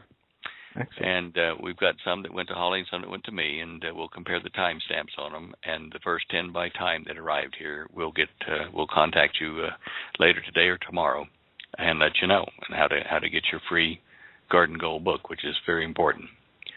That was a good idea, Doug and Joe. It really was. Well, again, you've blessed us with, Holly's blessed us with the knowledge, and you have as well. So thank you. Just thank you. And I just hope that the 10 individuals will be as blessed as we were. And Stan and Holly, thank you for being such great people, for doing what you do. Well, thank you. I guess we all do, what needs to be done. And you do your bit, we do ours, and a lot of these other guys that are on the wall that are watching for what's happening to tell the faith do theirs. And, I guess we all have to be constantly vigilant of ourselves to be sure that we're doing our job well and not, shirking or being lazy. We're in the last days of this long, multi-millennial march to the establishment of God here on the earth, and when things will be harmonic and wunderbar. And I'm in that respect, I'm glad to be in this generation to see this happen for real.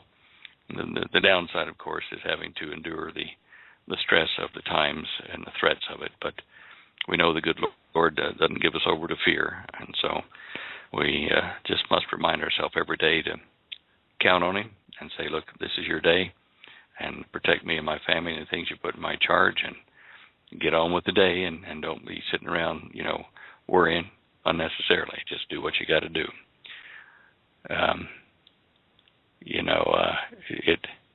I won't go into the details of, but in the last month, Holly and I have had surprise events happen to us that the good Lord, knew we had a problem in a certain area, and bang, to do with health, to do with finance, all these things.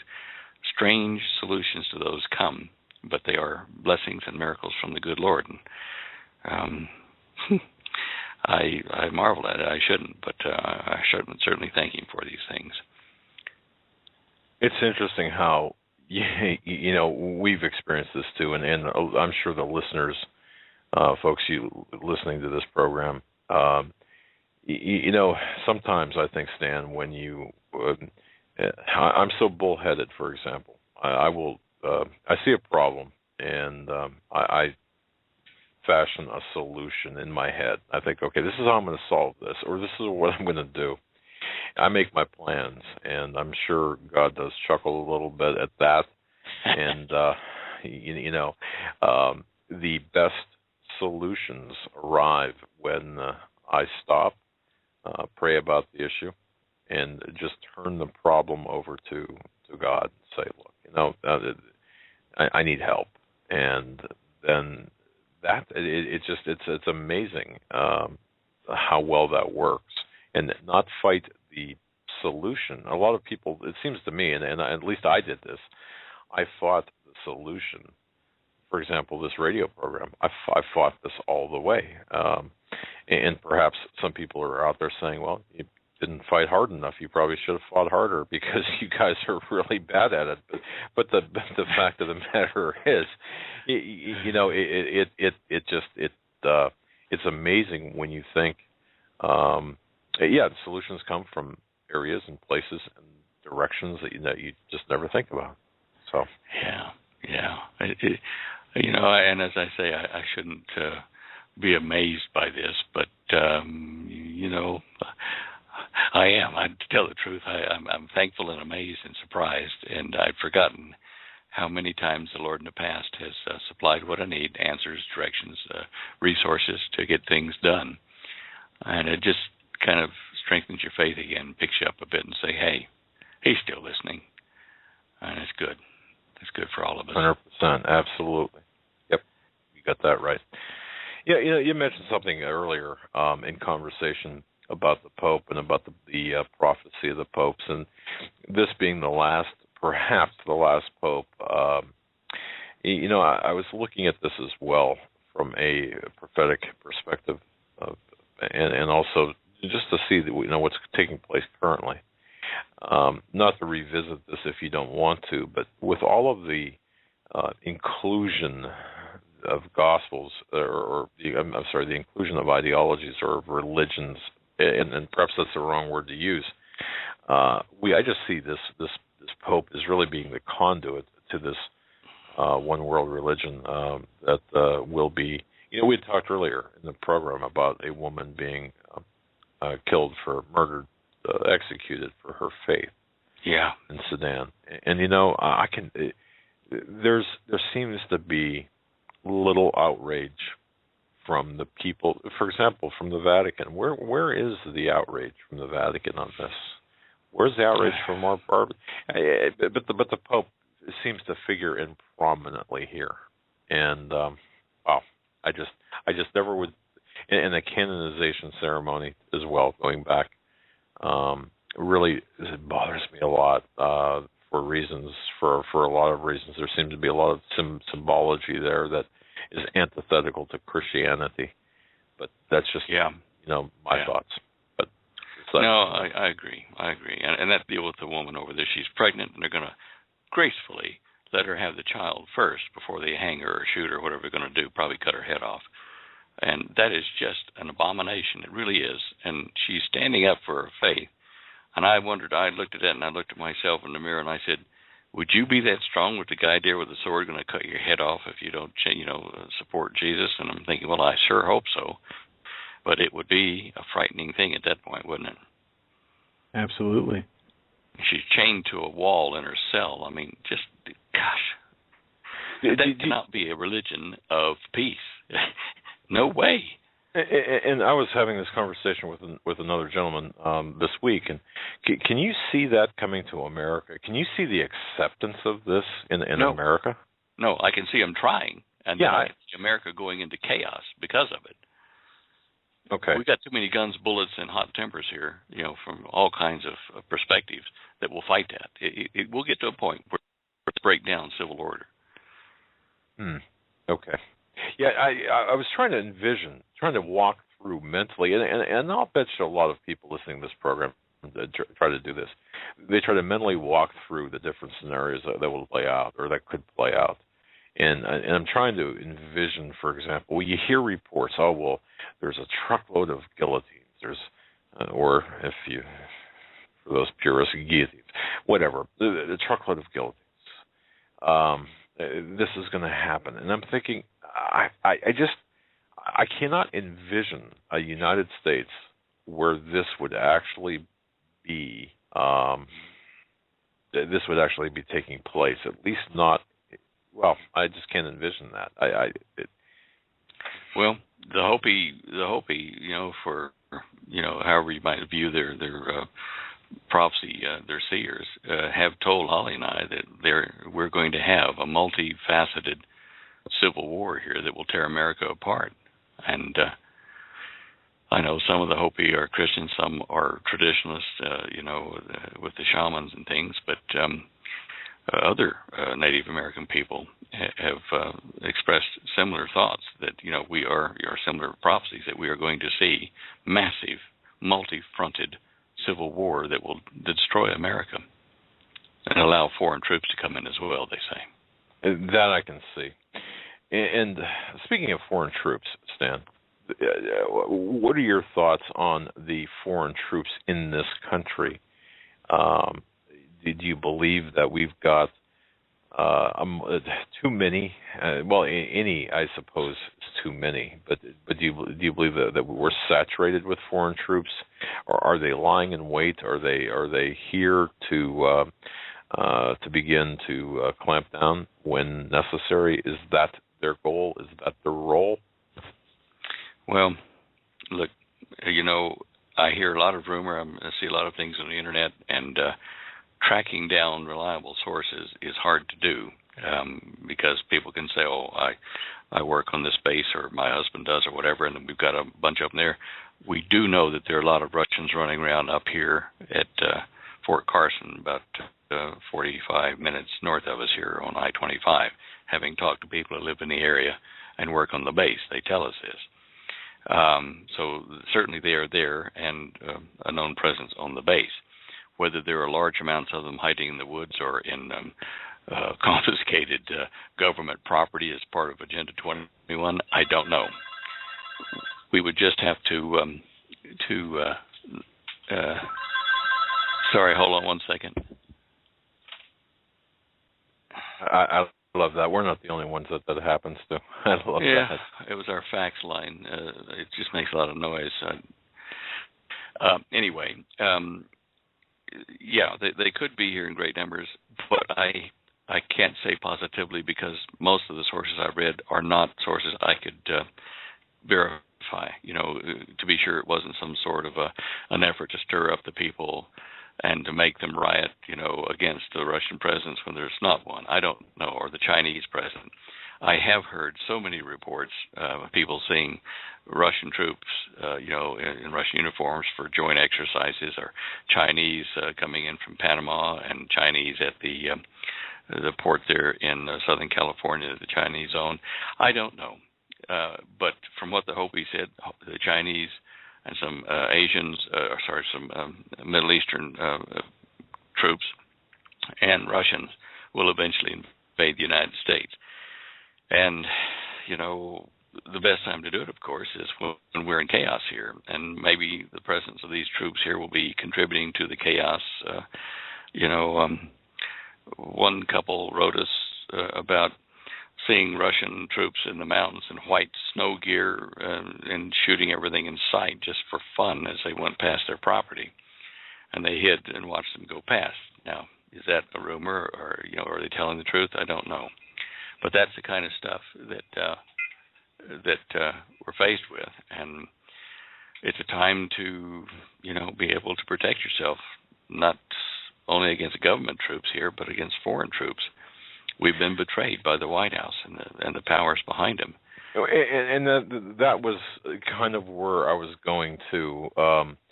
I can see the breakdown of society. I can see the civil war, the break along income lines, the break along racial lines, and too, one of the, and I would urge people to think about this when we talk about race. People automatically think black and white or minority and Caucasian, however you want to define that. But I'm also thinking of race in terms of lineage now. Now I'm getting out there a little bit, but the Cain lineage versus the seed of Adam. Just think about that. But having said all that, Stan, do you see a time where we would actually have foreign troops for the purposes of restoring order, like a NATO or like a NATO operation would be, or a United Nations operation here, or is that an overstatement? Do you think? No, that's not an overstatement. It's a possibility, but something is going to spark civil war here, and if it's prior to that, that's one scenario. If it's after that to help restore order, understand that these troops and the governments they come from basically would want to loot America when it's down because of the atrocities that America has committed in the world, and because they're jealous of our rich land and whatever we've built here. All these things can play into any foreign troops being on our soil, and when you bring them in significant numbers to quell an uprising or civil disorder, you in essence turn the country over to a foreign government, and you're defeated. You're done. So however it happens, it won't be a good thing at all. Exactly. Okay. Yeah, it's just oftentimes I do reflect. I try to take some quiet time and reflect and try to think out scenarios and kind of strategize, and just sometimes you wonder. And we have had some very legitimate reports about Russian, particularly Russian agents Russian military or appearing to be military in certain areas of the country that certainly don't fit. Now that I do know some of the sources, and I know that they're not prone to being making hyperbolic statements. So it just seems to me that we're getting more and more and more of these reports, and my question is, to what end? That's all. All right. Well, listen, you have listeners all over the world, and I got an email from a lady. I won't say her name, but she'll know who she is when I say she's from Trinidad, and she's a Christian woman, and she shares a lot of opinions that you and I have about the current administration, which is anathema to her neighbors down there in the Caribbean, because most of them support the current White House administration because of the race issue. She said to me, I'm a woman of color. She says I'm a Trinidadian, but she says I don't like Barack Obama because he's evil. I've seen that in an instant vision when he was running for office. And she said another thing. She said about 5 years ago I was reading on the topic of the abomination of desolation in Matthew, or Mark, she said, but I think it was Matthew, when suddenly a vision of a huge bomb sitting on the mercy seat in the Holy of Holies appeared to me. Of course, I dismissed it as an overactive imagination, she says, but the vision has never left me. Apart from the fact that all the experts have always talked of a statue, I don't know, or probably have not acknowledged that I've ever seen anything before. I still get the chills when I think of it. But your statement on the Hagmann show would explain the admonition to get out of the area immediately, and it makes sense that it's an atomic bomb that the Antichrist puts on the mercy seat in the new temple to control all the religions and the religious zealots that are gathered together there in Jerusalem. So, that's another confirmation to me that what I was saying in the book of Daniel about the abomination being a thing that just desolates, being an atomic bomb, is the interpretation of that warning. Wow. Well, that actually has that makes sense too. It makes sense practically in a strategic way as well. A way to control things. Wow, that's incredible. The interesting thing about that the abomination thing is it says it's set up. In Daniel 12:11 it says, "And from the time that the daily sacrifice shall be taken away, and the abomination that makes desolate is set up, there shall be 1,290 days." That's about 3.5 years. So it might mean about, I guess it could be the beginning or the middle. I guess it'd probably be the beginning of the tribulation or the middle, either one on that numbering, that he does this. But I don't understand if that's the same abomination. Why in Matthew 24:15, when you see the abominations make desolate set up there, don't go back for your shoes or socks or anything, run. If you're in Judea, flee to the mountains. If you're in your housetop, don't take anything out of the house, just run. It's just the warning to get out of town real quick in Judea if you see that happen. So I don't know whether the abomination of desolation in Daniel is the same one, or if there were two spoken of, one being a statue in the ancient days, but I don't think so. I think it is this time, and it's explained more in Matthew in the Olivet Discourse. Very Jesus interesting. tells you that. Yeah. And I don't know if people always, I hear it from people in emails and phone calls, and I myself go through it, and I know others go through it. You feel the tension and the increase in strife and stress as that comes and goes in periods. And at least here on my end, it feels like it's a period of building up again, and hopefully nothing happens. But it could be a personal thing. It could be something else. But whatever it is, it does seem to be building. Yeah. Well, guys, are there any questions that we need to answer before we close down for the evening? Or no, I think as long as we covered everything you wanted to touch on, I think we're good. I think we hit most of them. Holly will probably tell me I forgot something, but I claim old age on that. Oh, I'm going to send something to you in your Skype, and then we'll have to talk about this next week because this is interesting, and I don't know. There's metallic balls that were apparently falling out of the sky onto the ground in China, and What was falling out of the sky? Metallic balls. Are they like 2 or 3 foot diameter? They said that they're a diameter of 70 centimeters, weighed around 40 kilograms. Yeah. I placed a link to the RSOE report in the Skype box there. Okay, I've got it. I'm looking at it.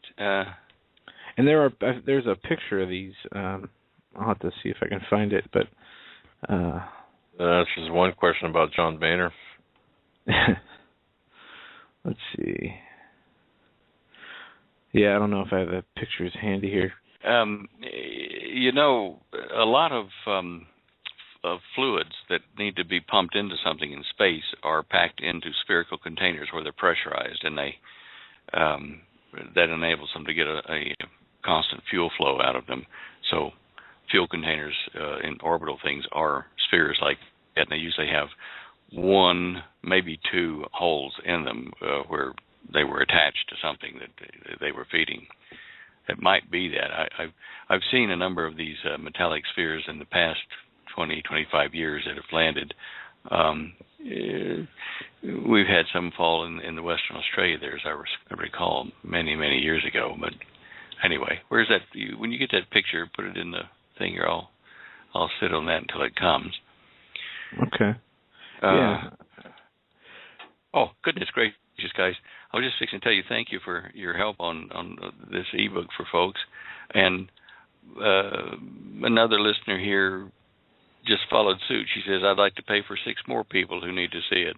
Isn't that incredible? Isn't that incredible? Awesome. Thank you, Betty. God bless her. It's I mean, if we can all just get together and help people, that's what it's all about, especially in these times. People need to have faith, and people need to help others and do whatever we can. I mean, that's really what it's all about. We're going to need all the help we can get as we progress into this really bad time period.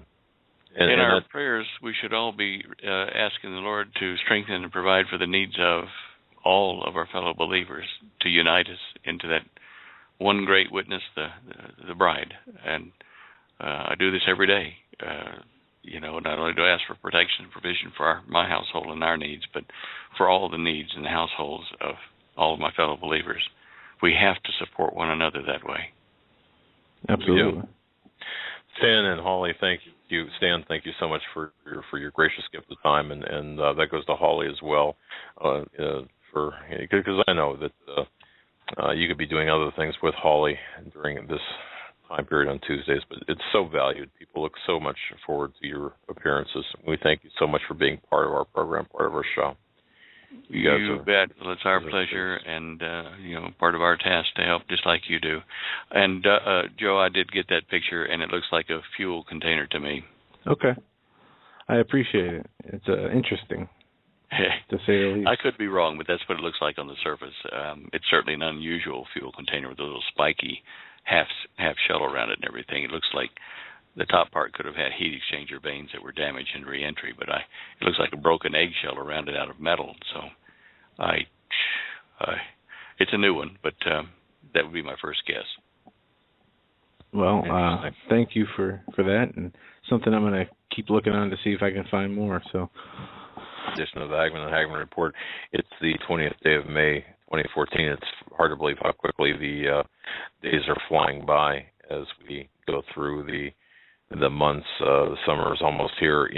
The reason we play, for example, the clips during the breaks that we do is for people to listen to them and to remember them and to really understand them. And I've gotten a couple of emails that are saying, well, I want to play something different. Well, we've got to understand the basics, don't we? We need to understand the basics of what's taking place, what we're seeing today.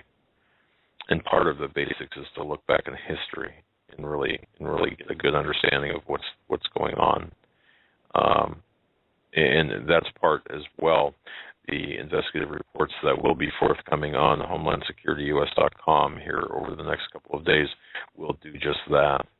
Who is Barack Hussein Obama? Why is he White House right now, currently? Who is, and I've got to tell you, I'm going to even extend this a little bit further. Frankly, ladies and gentlemen, I'm not even sure his mother is his mother, let alone his father being his father. The organization Subud is perhaps one of the most influential organizations with respect to what's taking place with Obama, what we're seeing right now, the Fuddy case. We will have updates with respect to Loretta Fuddy, the records that are that will be released or supposedly being released based on your efforts. Thank you so much. We do have a lot. I've got seriously, if I'm not on doing investigative reports or doing the show, I am writing notes to those people, sending things in, whether it's letters, emails, trying to respond to everybody. I just want everyone to know that lack of response on my part is tardiness as opposed to ignoring you. Just understand that. We've just been so overwhelmed with so many things, and we're just so grateful that we've got perhaps one of the most intelligent, well plugged in, most caring audiences in the world. We received. I just want to thank. Let me just grab this here. I smiled when I got this in the mail. Just want to say thank you so much to Juan from China. Sent a note in from listening in China. I'm going to read a little bit of his note because I think it's so important to get an international perspective. This is someone who I admire as a listener. I admire his acuity with respect to what's going on. He writes, greetings from China. And he says, you guys remind me of that old TV series named Simon and Simon. I remember that. The Chinese economy is contracting as well as the rest of the world. More foreigners are losing their jobs here and going home. You folks know the numbers. What I do want to report is the availability of buying precious metals in China. Folks, please listen to this, because this will apply to all of us. All the banks sell bullion directly to Chinese customers. Now here's the kicker that he writes. The premiums for gold are from 10 to 20%.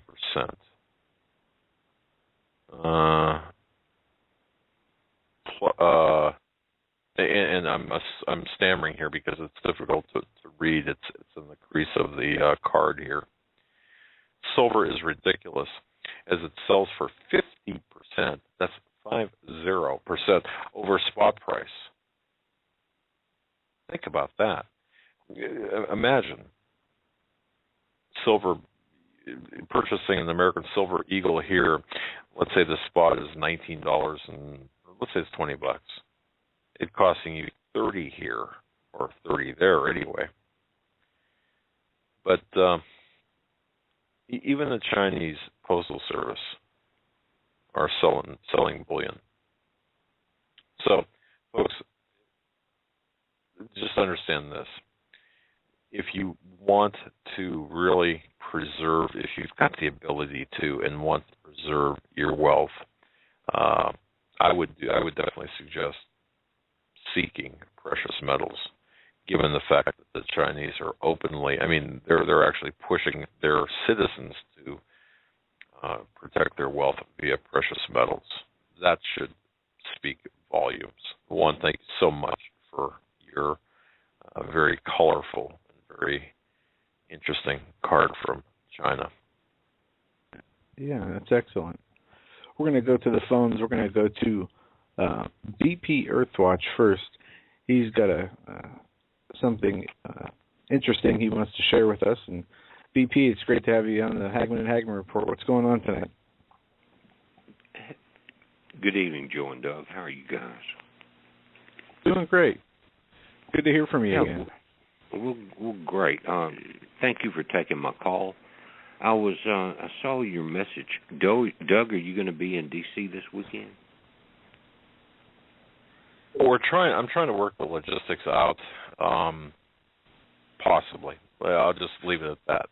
Possibly. There you go. Well, I understand. I understand completely. It would have to be I'd only be there for 36 hours. Well, listen, every little bit of coverage is going to help, because everyone's aware and no one expected mainstream to cover this. But we're going to be rolling in Friday and stay through Monday, and I'm going to try to cover 6 events. And I've talked to a couple other folks about being able to have an outside outlet as far as calling into a show, and I'm going to have my stuff going up and stuff like that. But everyone's aware of the coverage that we saw. We started on the 16th, and to be honest with you, we all thought we would have probably dozens, maybe hundreds of Ustream or live stream feeds out of the area as they started the Operation American Spring there with Colonel Harry Riley. Well, it didn't happen. We saw just a few. I think Pastor Wiley Drake has come on a couple times a day and got out, and a few other shows, but it's definitely been subdued. Again, not expecting it from the mainstream, but especially from the YouTube community and things like that. I thought we would see more coverage, and I wanted to find out why. But this weekend we have the Rolling Thunder bikers coming in, and that's basically a POW and MIA group.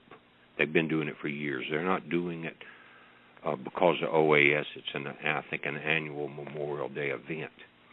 It is. I've been to probably a dozen of those events over the years, and it's a magnificent thing. If you've never seen it, wow! That's on Monday, I believe, Monday afternoon or Monday morning. It begins.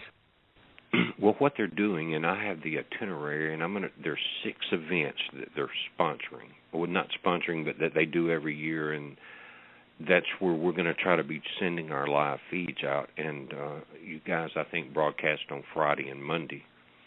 And if I can, I would love to have like maybe 5 minutes to call you guys as a live report in case they're trying to shut down some of the Ustream feeds and things like that. But if you've got a second, if anyone would like, I can give you the quick itinerary of the 6 events. And these are the major ones because these are the only ones that I think mainstream will be there for. And we have a backup plan going into this thing. But on Friday, May 23rd, Doug, is the Candlelight Vigil at 9 p.m. Eastern. This will be my first broadcast. It's at the Vietnam Veterans Memorial in D.C. Now, Saturday is the next day. That's the 24th. Thunder Alley is what they call it. It's open all day starting at 9 a.m. Saturday, Sunday, and Monday. And this is kind of going to be good because of the heat. They're going to have vendors and food, speakers, and music. This is at 22nd Street and Constitution Avenue. You probably know where that's at. You've been there. Later that afternoon, and this is where the big press is going to be, and if anybody can be there at this time and can get an outlet, it would be good. But Saturday, May 24th, the wreath-laying ceremony is at 11 a.m. Eastern at the U.S. Navy Memorial. Now, that's 701 Pennsylvania Avenue, Northwest. That's on the plaza. Then you go to Sunday, May 25th. The Rolling Thunder will assemble at the Pentagon parking lots at 7 a.m., and they're going to, from the reports that I saw, they're going to, until noon, stay there. And then that afternoon, again, Sunday, May 25th, is what they call saluting our troops after the run. And that's the stage is set north of the Vietnam Veterans Memorial in D.C.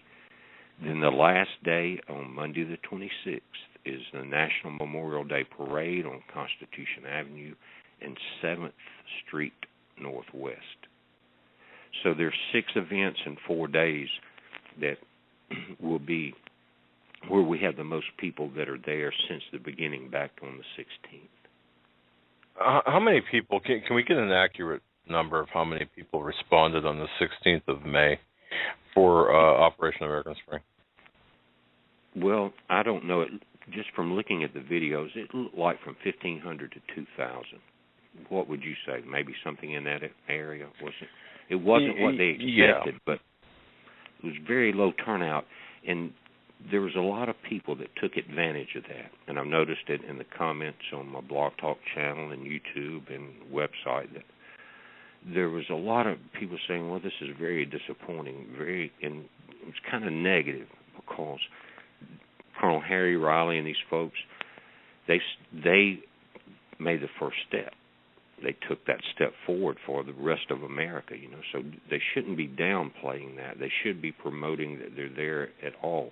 But this weekend, the reason I'm coming in there, and I'm going to, what I'm doing is representing 80,000 YouTube subscribers because they're helping me do this. But we're going in for 4 days during the peak of the crowd of 150,000 bikers that are mostly veterans. Now, you're going to have another probably 100,000 this weekend for Memorial Day, the laying of the wreath, things like that. So you can easily estimate 250,000 or 250,000 people. We know Rolling Thunder has said 150,000 of them would be there. Now, they're not directly associated with the OAS movement. That this is their regular deal, you know that.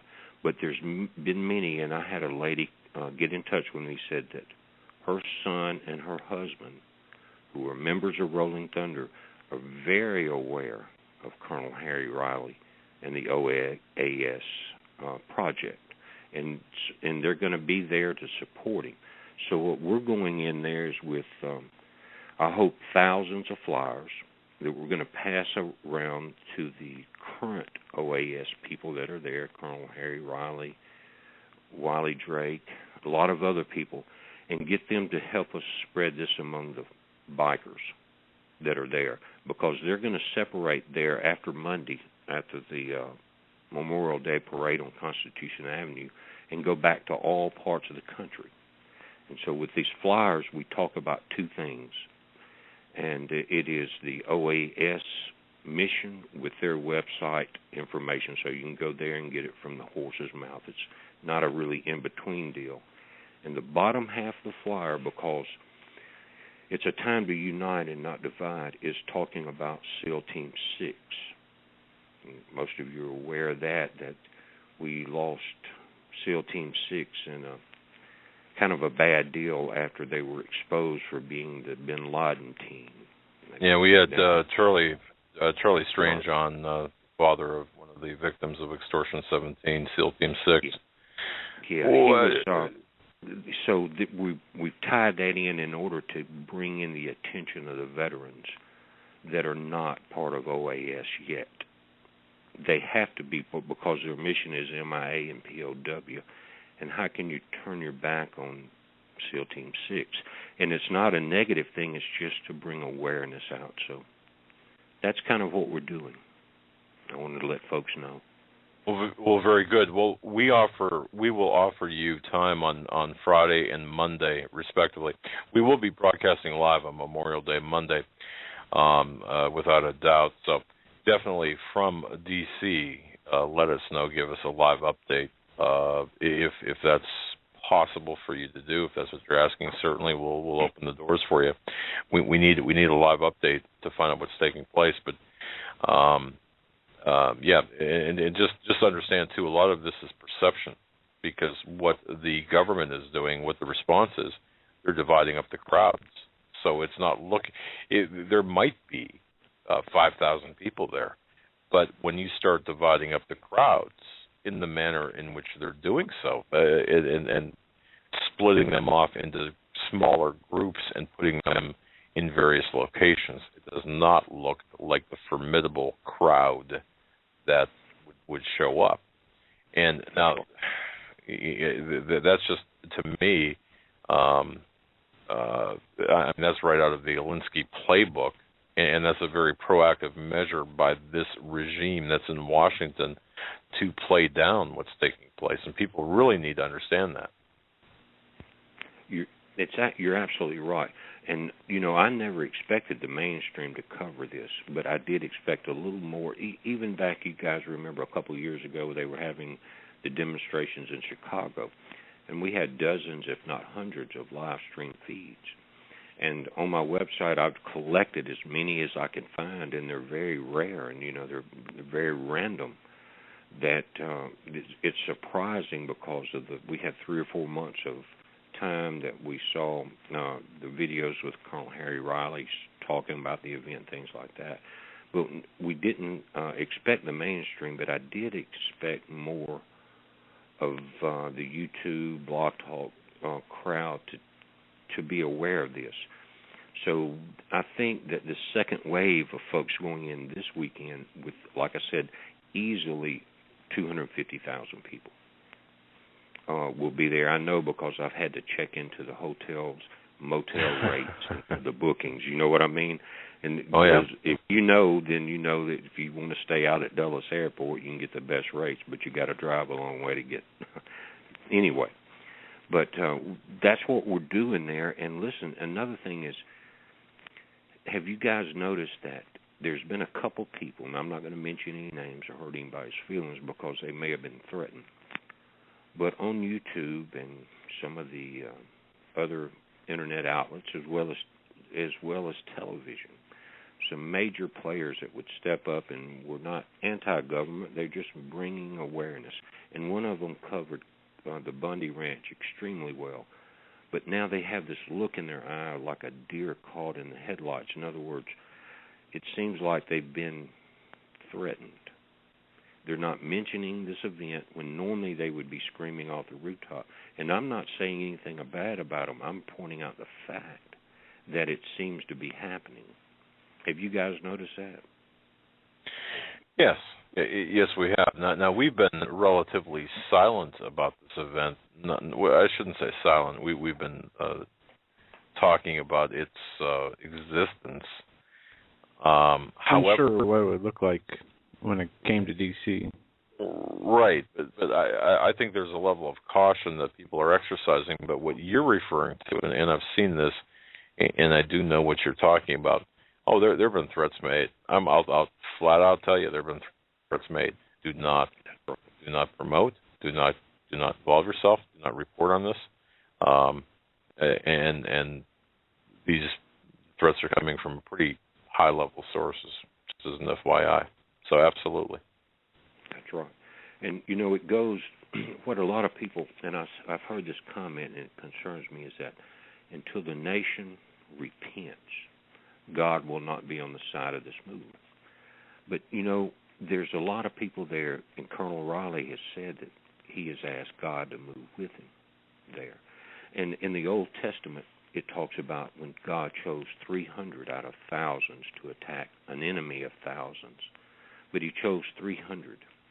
And he did it because he said, I don't want you to take credit for it. I want you and the enemy to know that, God, I did this. So it doesn't take very many to make a movement like this to happen. But my point in this is that if we wait for this government, which may not be Christian at all, to repent, then it's going to be a long day. But and some of that's disinfo, if you understand what I'm saying, because we know that if there's infiltrators into our government from the Muslim Brotherhood or wherever, they have no intentions of repenting to the Lord Jesus Christ. So we cannot wait for that time to do it, but we can be a beacon to the rest of the world. We've seen the Arab Spring go all the way around the world. Now, that's not what we need to do. We need to do it peacefully. We need to make sure between now and the next congressional elections that everyone is aware of this operation and be a beacon to the world as Christ would be, that this can be a peaceful resolution, but at the same time, with our Christian armor, stand tall. This is not a battle between us and the politicians in Washington. This is a battle between us and Satan, because Satan has taken over our nation. So now is the end times. Now is the time to make that stand in a peaceful way. It's because our nature is as Peter cut that ear off of that soldier that dare touch Christ. But what did Christ do? He picked that ear up. He healed that soldier. Why? Because in a peaceful way, that soldier probably told and spread to thousands and thousands of people at that time and now through the New Testament that Christ healed him. He had to be the Messiah. So now the United States can stand as a beacon to the rest of the world that there is another way, that the power is in the people. Yeah, I agree with you on that. Except to say this, okay, I do believe that was the that did happen in terms of that soldier, the Roman soldier, going out and saying, "Hey, I was healed. Obviously, this is the Messiah." On the other hand, I believe that the intent, the reason for Christ saying no, is because that was his time. He was fulfilling prophecy, and he had to go through the steps. I mean, he came for that particular purpose. Correct. And so yeah. So and the reason I say this is I've been getting a lot of emails with respect to when to protect yourself, when not to, and the divisiveness among Christians that I've seen is so horrific right now. It's personal. It's absolutely personal and very horrific, and it's only going to get worse. But things that you would say, or I would say, or anyone would say, are blown so far out of proportion and taken and used as a hammer against the word. And I just I feel very strongly about this. I feel that we are being, that the smoke of Satan, the smoke of hell is entered into the body of what we're trying to do. And I have never received so many nasty, vile, vicious emails about different people in attempts to. This is the other thing too. I'll tell you this flat out, that there are a lot of people out there attempting to divide us by name, or just by alliance. Okay, it's extremely vile, vicious, and aggressive. And we've got to recognize it for what it is. So I just want to kind of throw that in there, too. Well, listen, I've been the brunt of it for several years, and I do recognize it very, very quickly and understand exactly where it's coming from, because Satan would do anything to stop the spread of anything to do with something righteous, regardless of what it is. We've seen the attacks from day one from that. But guys, I won't take up any more time of your show. I just wanted to mention that and kind of make everyone aware of what's going on there, and that don't be talking about violence, because no one wants chaos. Do you want your house burned down and your family raped and pillaged? I mean, do you really want that? No, you don't. We've seen that. Don't be promoting that, because that's what the government would love to have as a false flag in order to bring martial law. We're all aware that under martial law, the elections stop. You know what I'm saying? Sure. That's right. And so here's what a lot of people have said about this OAS, American Spring, is that what if someone in that group maybe attacks a police officer or something like that? Or what if someone infiltrates and pretends to be part of the OAS movement and attacks a police officer and brings the heat down? It goes even deeper than that, because we're seeing a Star Wars movement right now between Russia and the U.S., and we know how Putin operates. It could go even to be a disruption while he occupied Ukraine. What if he would, and don't say he won't send people into another country to overthrow it. We've seen it with Ukraine and Crimea. What if he sent people into Washington, posed as OAS, to disrupt, and then have all the attention brought over here to the United States while he finishes that taking over the Ukraine? There's a lot of possibilities, that's all I'm saying. Be aware of it. Putin's a pretty sly fox. Absolutely. And BP, I want to thank you for keeping us updated and for the time you're taking out to report on this event. And we'll absolutely have our phones open to you. Just let us know when, I know Monday you said, but anything else comes up, you just let us know and we'll get you on here as quick as we can. Are you guys in Eastern time? You're welcome, Joe. Yes. Okay, well, at 9 p.m. Monday, we should be live at the Vietnam Veterans Memorial, and I will come in and log in, but it will be from a cell phone number and not here from my office. And I'll make a note here, so and just in case you can't do that, you won't have to. I'll know you're calling in then 9 p.m. Monday. And right in that time, you never know how the reception's going to be and things like that. We're going to have 3 cameras and a tablet, and trying to live stream, Ustream, and so. But I will look for the call at 9, and I'll definitely. Okay. That's one of the things that I'm putting on my schedule, is these contact points to get out from that area. Okay, and then we'll connect further off there, and that way, we can connect a cell phone. We can even call you if there's some issues. So. You got it. Well, that's what I'll do. I'll contact you early with my number. Sounds good. And you be safe out there, and we'll talk to you. We'll talk to you then. Well, listen, God bless you guys for what you do. Thank you. God bless you too. Take care. All right.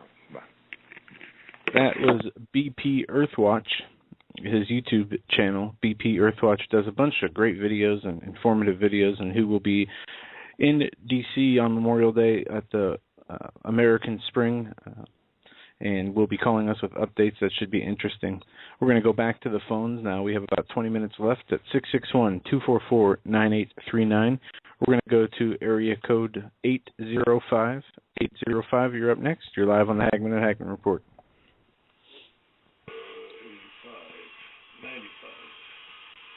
805?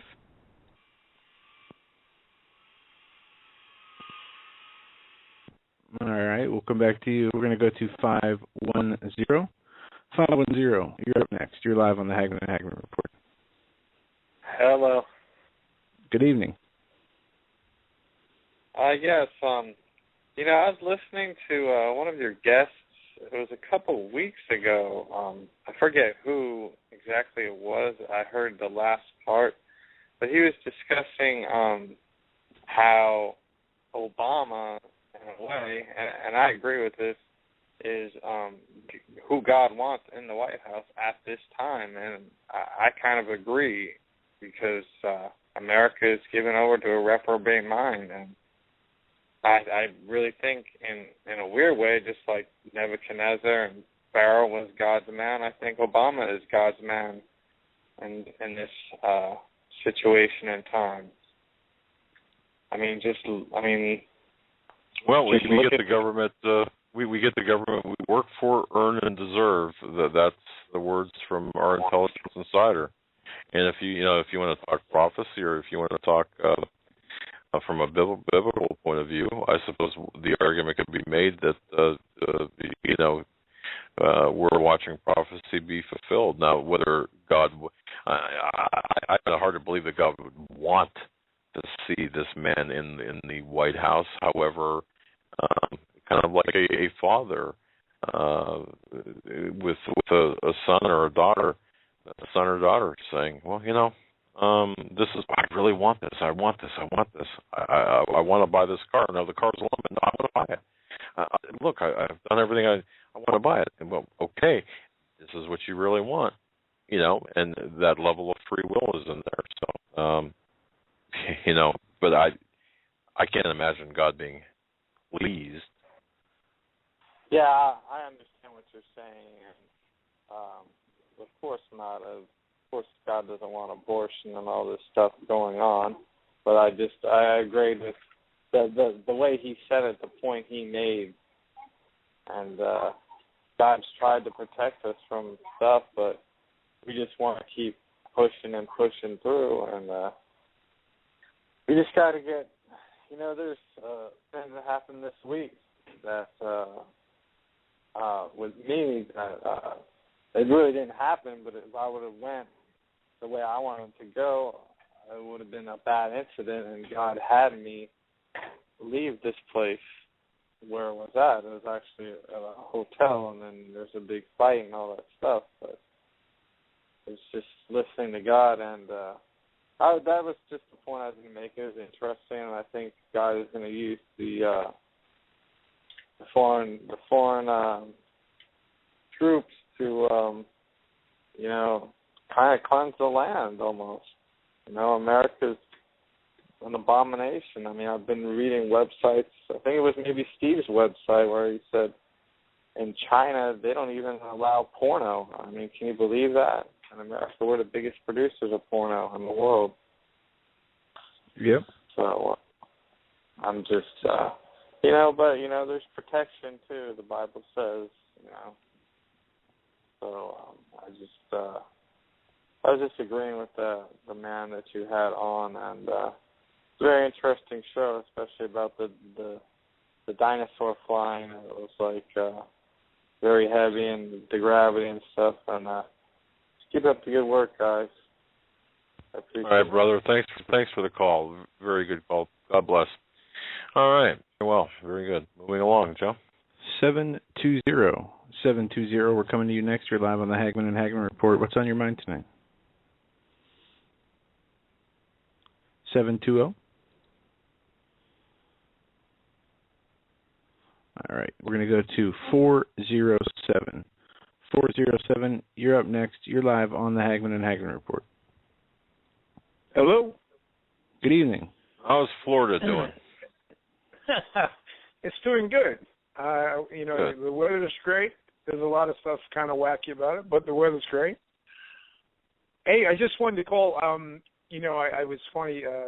Stan was talking about the Pope and stuff, and I had this experience at work the other day. I work in a very kind of liberal environment, and the woman that I work for is she works a lot with transgender and gay and lesbian people, and she kind of champions them and stuff like that. And I walked in, and she had the Time magazine on her desk, and it had the picture of the Pope. The Pope was named Man of the Year. And so I said, "Wow!" I said, I was totally unaware that had happened. So I said, "Wow!" Knowing what I know about the guy, I said, "I can't believe they named this guy. They gave this guy this honor, And she went off about how much she loved him and what an awesome thing, and she started quoting statistics about how much, not only non-Catholics, but he has this amount of favorite rating with non-Catholics and, non-religious people, and this amount of really kind of great numbers with his approval rating, And so I said, yeah, it was kind of strange, and I just wanted to see what you would say. I said, I heard the other day he was thinking about baptizing aliens. I wanted to see, what she would say, and she said, well, at least he's not thinking that they're devils or evil or something. And right there, I kind of got chilled to the bone. I was thinking, wow, this is exactly the setup that's going on. That this would be, this person is being put in a position. When you travel around in our circles and you're aware of what this guy's doing, you kind of, just take it for granted that that's the way people think. They know what this guy's up to. But for this person wait until she finds out that the served man's actually a cookbook. What's it? Say it again, buddy. To quote in 1961, I believe it's 1961 Twilight Zone episode, wait until she finds out that the book To Serve Man is actually a cookbook. Yeah, right. No, but I was like, it really, because, like I said, we talked, but it hit me so, because if anybody, this is a non-religious person, and she was gushing about how much she loved this guy.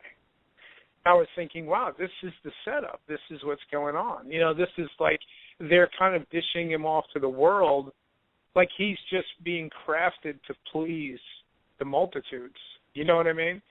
And, it was just really interesting. And then for Stan to be talking about him today and him going, Joe's great point of how he's going over to, the Holy Land and stuff like that. It's, it is kind of a really dangerous thing that I wasn't, you know what I mean? When you travel around and the people you talk to are like-minded like you are, and we all kind of see things for how they should be. And it was just really, it was a real eye-opener for me to see how this guy is being, sold to a world that is even in the non-religious world. You know what I mean?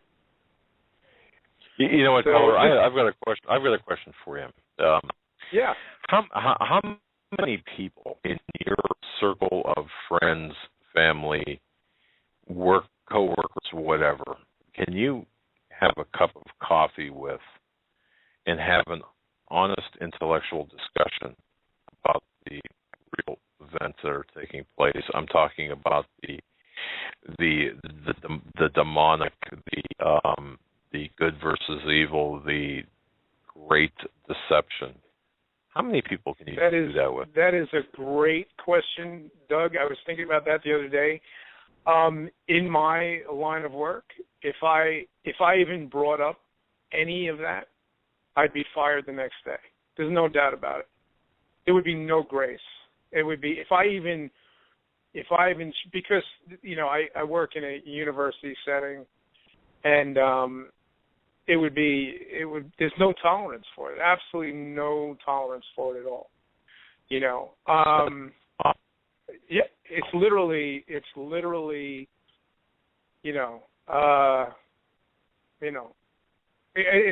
absolutely amazing. It's come to the point where, I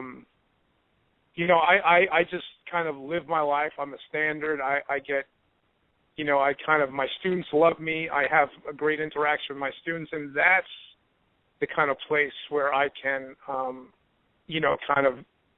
just kind of reveal who I am and what I'm about. With any of my peers, or the people that I work for, it would be immediate termination. Immediate termination. Isn't that amazing? Says a lot, doesn't it? That in and of itself should tell people where we're at, the lateness of the hour. Yeah. That's yeah. And it's funny. It's funny because it's funny you said that, because one situation came up where I had been helping somebody who needed help. Somebody who was, this was, it was a fellow, adjunct professor, and I was helping them. They had gone through a difficult family situation, and I said, I listened off the record. I said, I don't know how to deal with this outside of my faith. I said, if you're asking me to help you, I'm going to help you the only way I know I can, and I'm going to deal with it outside, with my faith. And I said, I care about you enough where I'm going to, this is the way I'm going to go about it. And I literally after that, there was no communication whatsoever. And here I was being very gracious. I mean, I had extended myself to this person and helped them out a great deal, and once I brought that up, that's a really good point that you brought up, Doug, because that right there does. I mean, I've been thinking about it all the time. It's really an amazing situation. This whole ideology of everything, Darwinism and all this stuff that is in the circles that I travel in. It's a religion. It is a religion, and when you don't bow down and kiss the ring of it, then you get, then the Inquisition comes and you get terminated. So.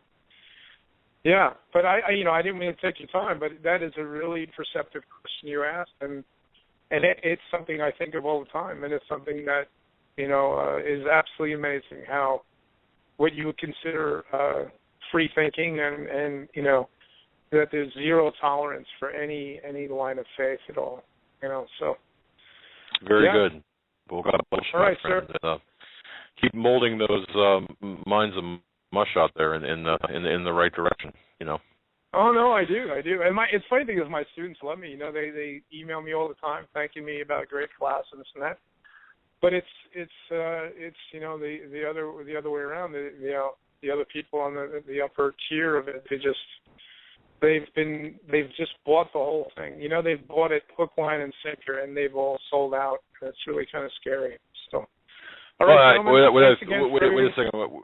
What I think we ought to do, just for the heck of it, is send you a crate of Steve Quayle's Xenogenesis and Paul McGuire's A Prophecy for the Future of America books, and you can pass them out to your students as required reading. Let's see, you'd last there in 5, awesome. 4, 3, 2, yeah. Oh, just a thought. That's awesome. That is funny. Yeah. Hey, you know what? I kind of managed to get stuff in there. See, God is the beautiful thing about our God. He is wisdom. The fear of the Lord is the beginning of wisdom. So when you have that and you operate by that, He does kind of, even like He says, even creation testifies of Him. You know what I'm saying? So there's ways to talk about Him, and kind of. In very real ways, and not be obvious, which is great. So that's a good thing. Interesting. So, all right, my brother. Thank you. God bless you. Great call. Thanks for your call, my friend.